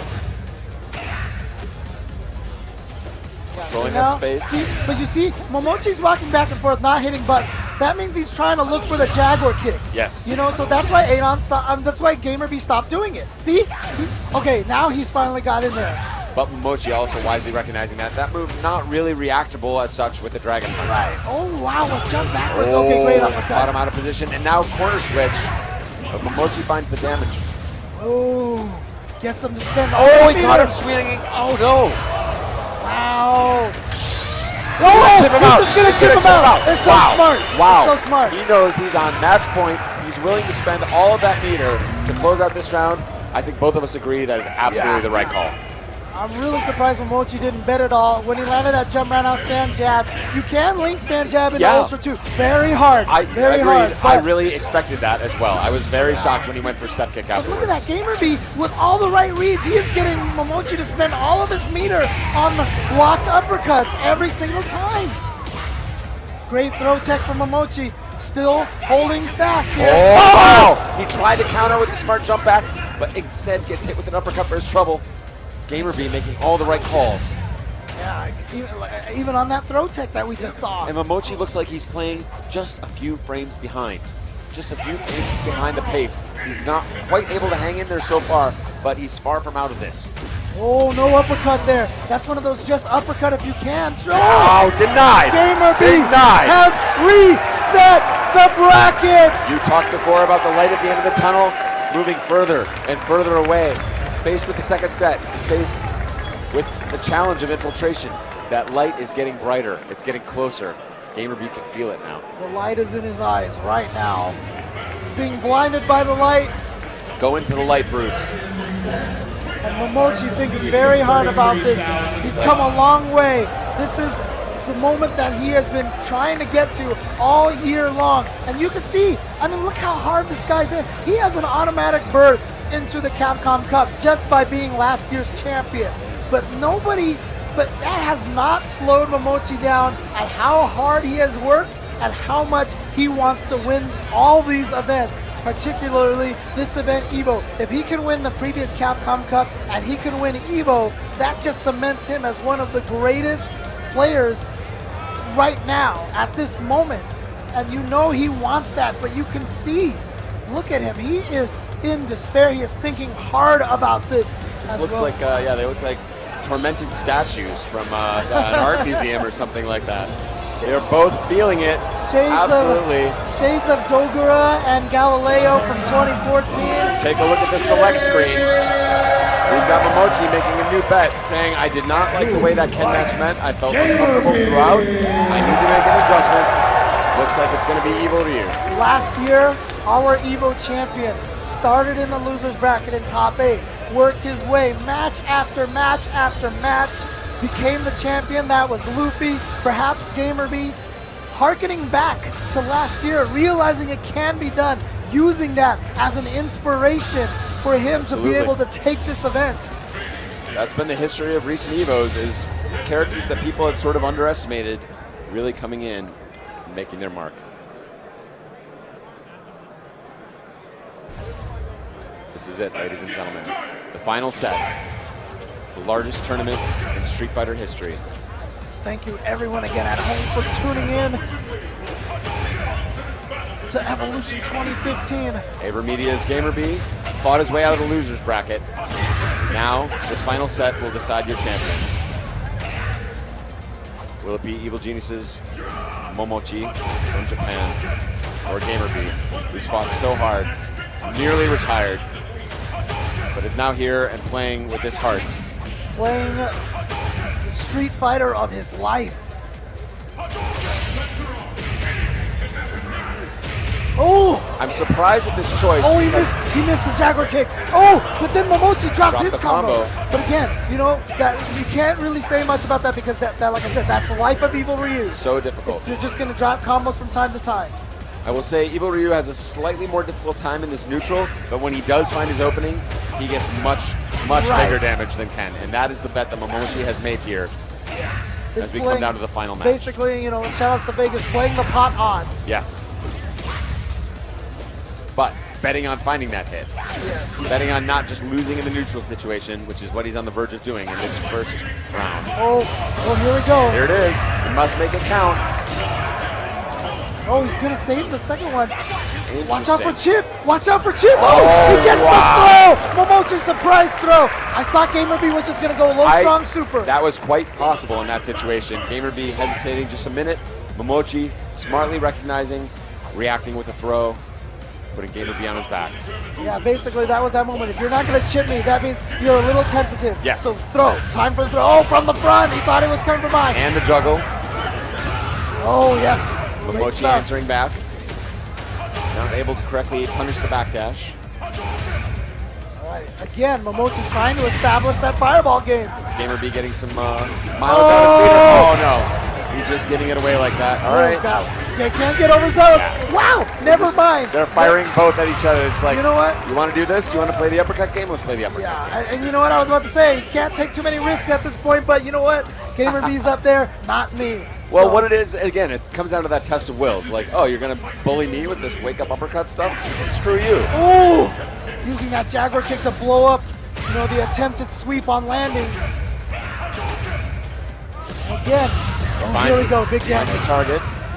He's standing so he can go into the hurricane uppercut juggle. And not even GamerBee. trying to be clever on wake up. He just says, look, I'm going to chip you out. I'm going to wait for my next opportunity, build some meter. This is dangerous because if GamerBee lands an EX, Wow. if he lands a Tiger Knee Jaguar kick, he can go low strong super and just drain this ton of damage. He's in a very advantageous position with all this meter. But also running out of life. And now Momochi with the 2 bars he needs to do an FADC cancel into potentially huge damage. Oh, he Oh, cuts there it is. And Will that it be should enough? do it. Yes. Goes for the easy combo. Smart stuff from Momochi. Takes game 1. But he took game 1 from GamerBee in the last set as well. It's true. He took it in a convincing fashion as well. Yes. And GamerBee rallied right back. Again, seemingly endless reserves of inner calm, focus, what it's going to take to get this job done. Does he have an Elena counter pick for this, or is he going to stick with 8-on? 8-on it is. And again, the stand roundhouse, the basis of so much of this ground game, around which this entire match will revolve.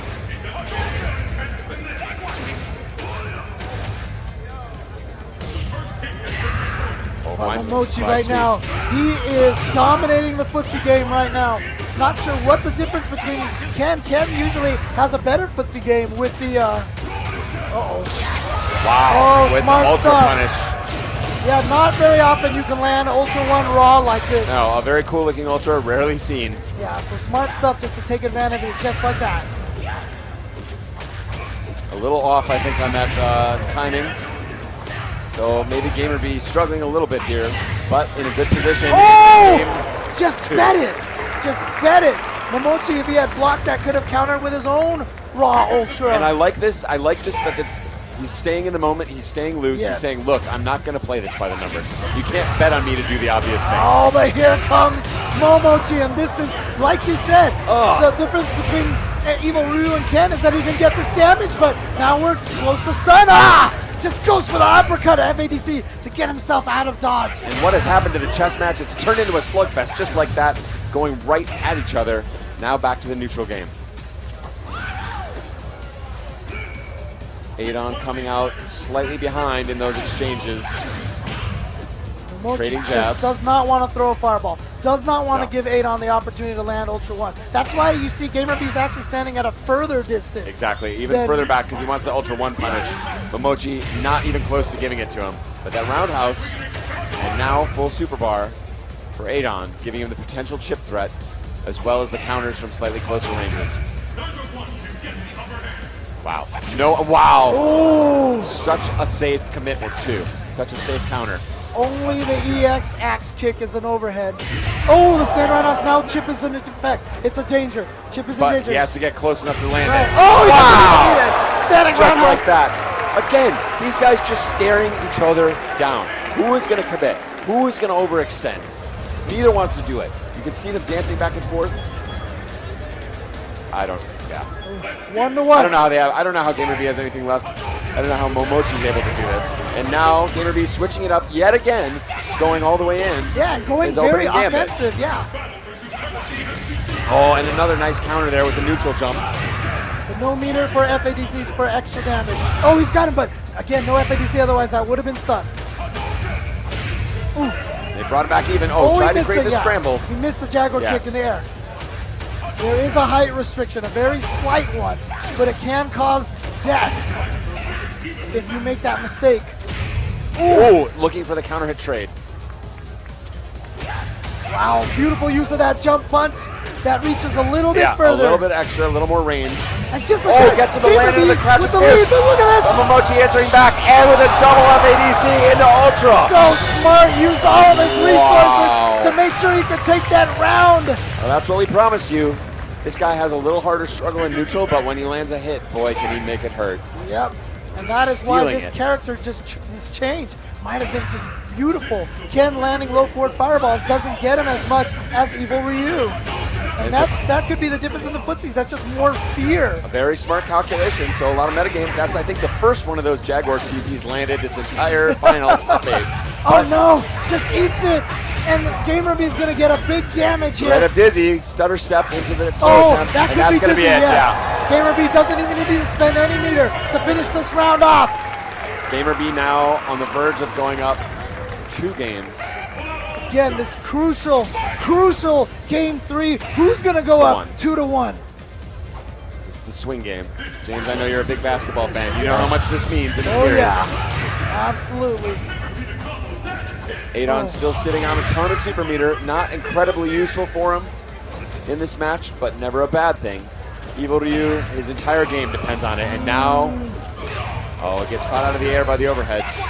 Oh, no uppercut that time from GamerBee. A little more tentative. Yeah. Oh, here comes Momochi. And now a very dangerous situation for GamerBee. He's still trying to play conservatively, but now knows he must up the offense. Oh. There it is. There's the beginning. We'll try to bait out an uppercut. Correct, and Momochi just waking up with the jabs.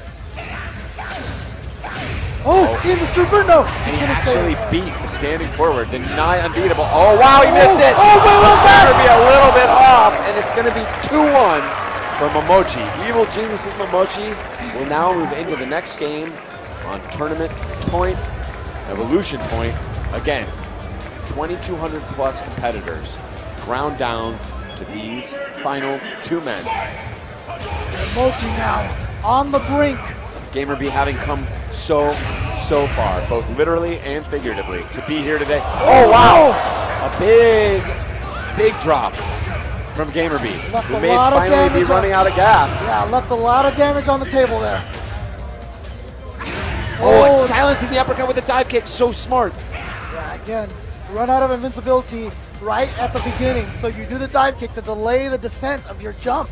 Correct. GamerBee wounded but not out by a long shot. Must win this game to have any more hope of his EVO championship. Oh, to the wrong beautiful. side. Just got a little too close. Maybe he was expecting a backdash. Momochi with a solid but conservative punish. Oh, too far. Wow, And a great, big overcommitment. yeah. And again, Momochi showing consistent forward dash against those cross-up attempts from GamerBee. Oh! Wow. Just lets it rock. And now, Momochi, tournament point, and you can see the life draining out of GamerBee. Final round, and he was setting up that opportunity, like, is he gonna demon in this spot? And then the uppercut came after just 1 beat. So beautiful. The meeting of the minds. Oh, and just an uppercut right there. Gets some extra damage. The more damage he gets, the more that light at the end of the tunnel falls away. Adon still sitting on that super bar, but yet to find a great opportunity to use it. He's playing the game from so far away. That uppercut FADC is not on the table. Oh. Wow, a little bit of a drop. Oh, too far. And he was This could be crouching. it. He was crouching. This could be near the end. Oh, nice. The last chance, delayed wake up. Such no guts. super He's got to again. look deep inside to have anything. A rabbit must come out of a hat. That could be it. Oh, Red red focus. focus. That could be it. Can't Will it be this. enough? Will this It's be gonna enough? Right down to the line. Not The final quite hit enough does yet. not kill. What is next? Oh, he gets him out of the air. He gets him out of the air. GamerBee is taking it the maximum distance. 2 games apiece. Final round, Evolution 2015. I am literally and figuratively on the edge of my seat. Yes. GamerBee needs jump to in. win this. Take it to game 5. Oh. Risky fireballs. Again, GamerBee has shown already that he's had a pretty decent reaction on those EX Jaguar kicks. Very consistent, yeah. But at this point, the pressure's so high. Catches him hitting the button, Okay, wakes that up with time the he does uppercut. get the uppercut, yeah. Oh!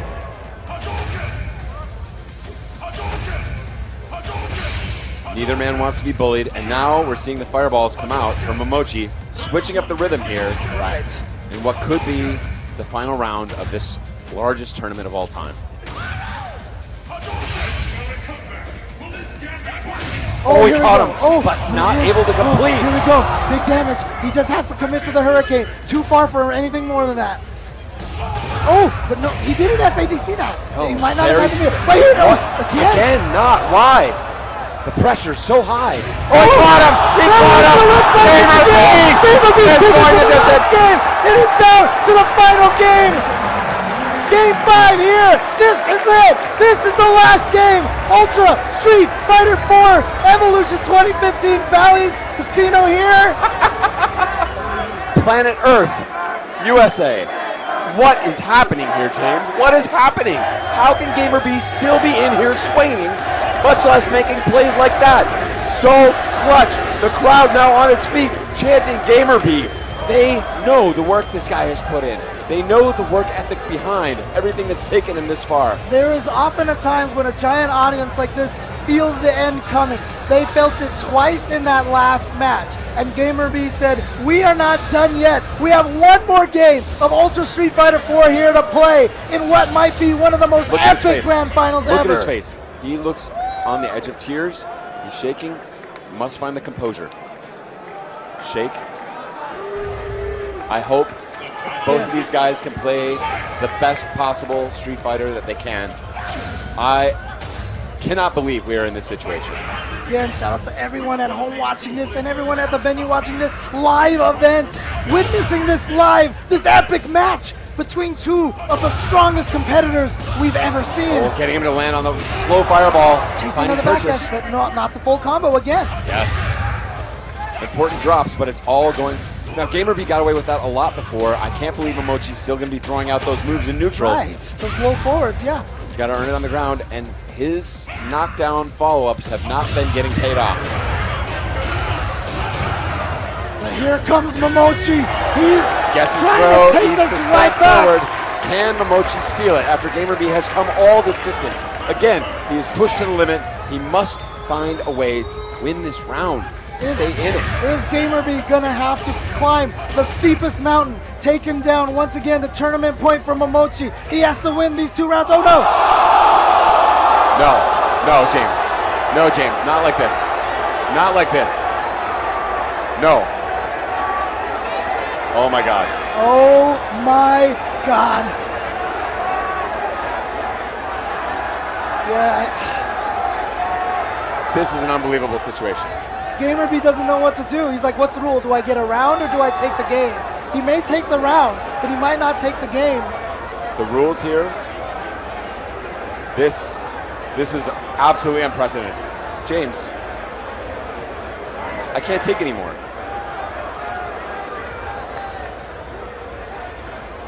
I believe GamerBee is within his rights Yo, no, that's absolutely the rule. to take the game. That is absolutely the rule. Well, yes. Maybe not to take the game, to take the round. He can take the round, yeah. And I think he's gonna take it. He's gonna take it. Oh, he's just gonna punch him down to even life, and they're gonna go from there.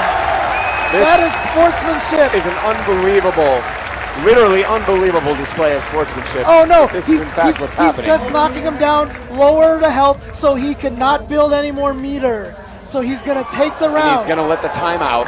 Yes, yes, yes. But This you know is- what? What this would is you do in this unbelievable. situation? You cannot blame GamerBee for taking this round. No, I mean, it's literally, you can't just jump back into the match. And Momochi, obviously, it was a clear situation. The rules are very clear, and we are going to go. Oh, this is a problem. Momochi's controller His paused on him stick. again, yeah. So he's having a stick difficulty at this stage. I can't even believe this. I'm speechless. At this point, to have some sort of major stick malfunction, that now has cost him literally a potentially tournament-winning round. And now we're seeing elements of that again. And literally time is running out on Momochi to be able to possibly pause the game and try and address the stick problem between games.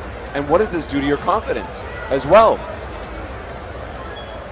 To have your stick sending a signal. Yeah, it seems All right, like so they we are are going to pausing. give him, yeah, they're going to give he's going to be given time to see if he can figure out what's wrong with the controller right now. That's Choco Blanca, of course, up there. It is literally unbelievable. Yes, they are Trying to help him out, maybe try to find a replacement joystick a of some dynamic sort. duo. And in both cases, neither one of these competitors wants this. Yes. But this is just Too much literally is on the unbelievable. line. Too much is on the line. Literally Look, unbelievable. Momochi has already qualified. Like I said, well, actually, GamerBee has officially qualified now, whether he wins or loses. I do want to point that out. He is in the Capcom Pro Tour guaranteed right now, because even if Momochi wins, he's the next highest finisher. So he's in Capcom Pro Tour, but there is a lot of money on the line. There's so much at stake here. Well, this is it. I mean, this is the biggest tournament in the entire world. History. By a mile. History. The greatest players are all here. They are all grinding their way through one another, trying to climb this unbelievably giant mountain, and to come this far, to be on the precipice. And now, faced with this kind of technical challenge, literally every challenge possible, imaginable, has been thrown at these guys. And now this. I can't imagine what they're going through. Chocoblanca's like, sorry, no one has a stick here you can borrow. Really? In a room? Okay. He is. Yeah. He is searching for a new controller. But again, the intensity that both of these guys had going into this, what happens now? Can you recapture it? You must. You're challenged that way yet again. Right. You must find that focus again. You must center yourself and say, I've gone through all the best players in the world. And this is such a disruption to both of the players. It's your muscles are tight, your nerves are frayed. And at the same time, Momochi's lucky that this has not been worse, that he was able to recognize what was happening. Right. Possibly with the cord or Right. whatever signal was causing the pause to be sent to the machine. He's lucky that that's been ascertained now, because it could have, for as amazingly, hard as this has been, it could have been worse. It could have been the last round. It could have been the last round. Right. Here we go. And that's a position that, obviously GamerBee doesn't want that as a final resolution, but the time will now count down. And here it is. And we are going to go to the final round. Round Evolution 2015. This is it. GamerBee opening. He's found that focus, and Momochi will not be pushed off.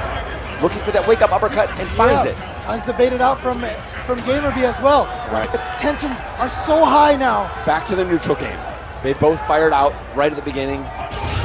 Shooting hard. Representing the fireballs, and he needs to control that space and keep him out of that stand roundhouse range, but at the same time endangering himself by throwing every fireball. Ooh. No whiff punish. A little bit slower. Oh, there's that stand roundhouse again. That is just giving 8 on. Oh, new technology. Final round. Oh, gets the sweep. Tries to bait something out. Oh, the counter. Oh, counter hit. That could be it. That's it right there.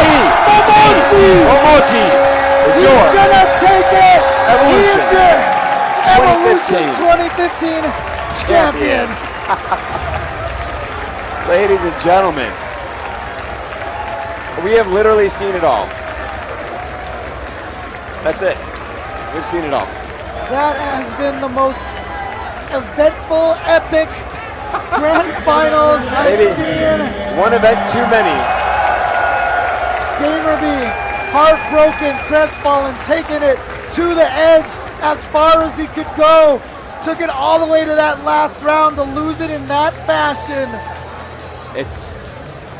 But it is now. I have no words. Momochi's time. It is Momochi's day. It could be Momochi's year. Like I said, he is the 2014 champion, and you see even Infiltration walking up to GamerBee. Everyone knows how hard this man works.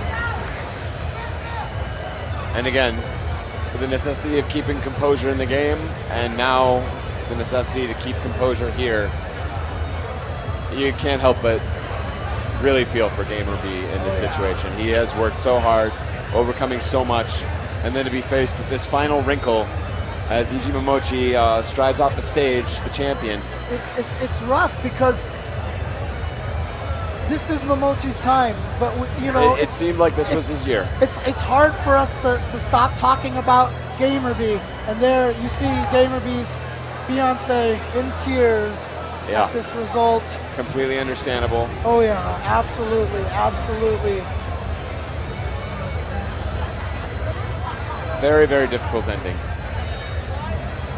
Momochi walks up and gives GamerBee a hug, an embrace.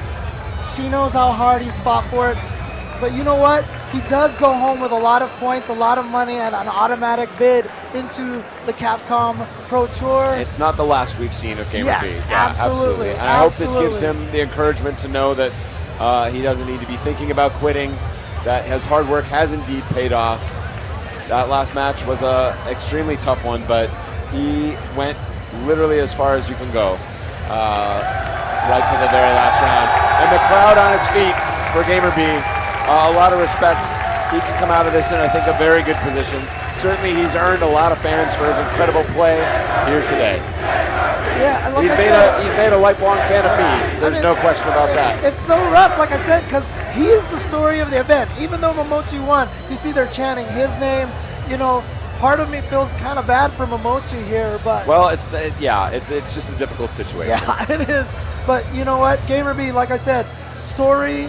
You know, player of the Street Fighter 4 tournament, definitely poured his heart and soul into it, and that heart and soul is always the drive that impresses me the most about all of these players, to see how hard they strive for this. Well, you see the emotion in this room.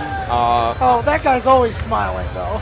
Yeah, well, he plays with a lot of heart too. Yes. We've seen him have the swings, but yeah, I mean, on a personal note, these games, this scene that we've all built together, it's changed my life, it's changed their lives.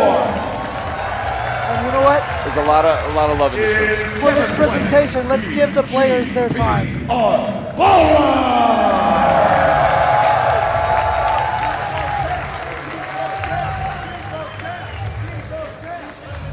Also in 7th place, Liquid, NuckleDu.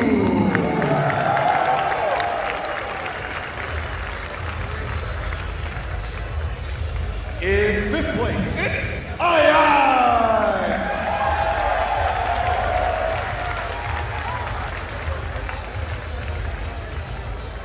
Also in 5th place, Dirty TOKIDO.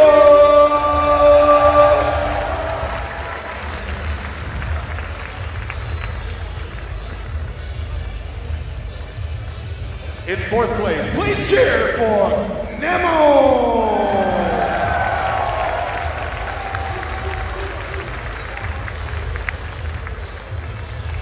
In 3rd place, previous EVO champion, INFILTRATION.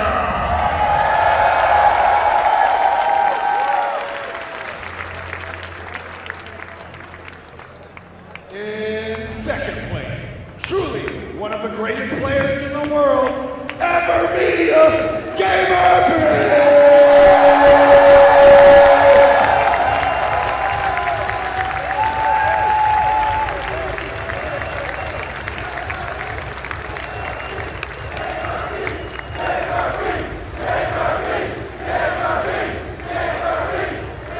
And in 1st place, the new world champion, EG Momochi.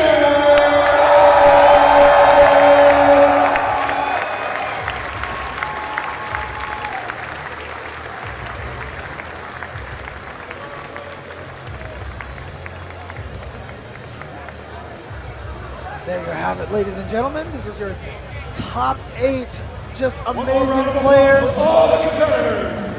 Momochi showing that he is truly on top of the game right now at this current age and time. Beautiful gold sticks. Yes, Yeah, amazing prize. Something that you can keep and treasure for the rest of your life. I'm out of gas, man. This has been such an emotional ride. To see all this come together and happen every year, again, the product of so many different communities, so many parts of every community, all coming together in their own way. PR Balrog. Hell of a guy. Everybody here in this room making their own contribution, everyone at home, each one of you making your own contribution. It wouldn't be possible without everybody. So you know, I hate this. It's like almost a cliche now. It's like almost a joke now. But you know, like it's so hard not James, to get emotional. We should have like instead of a staring contest, we can have a crying contest. We'll just talk about Evo until one of us cries. Let's cry. I think James is going to say it all for me tonight. I didn't do it this time. Give it up for James. Bring it in, James. I love you, man. I love you. We'll see you next year.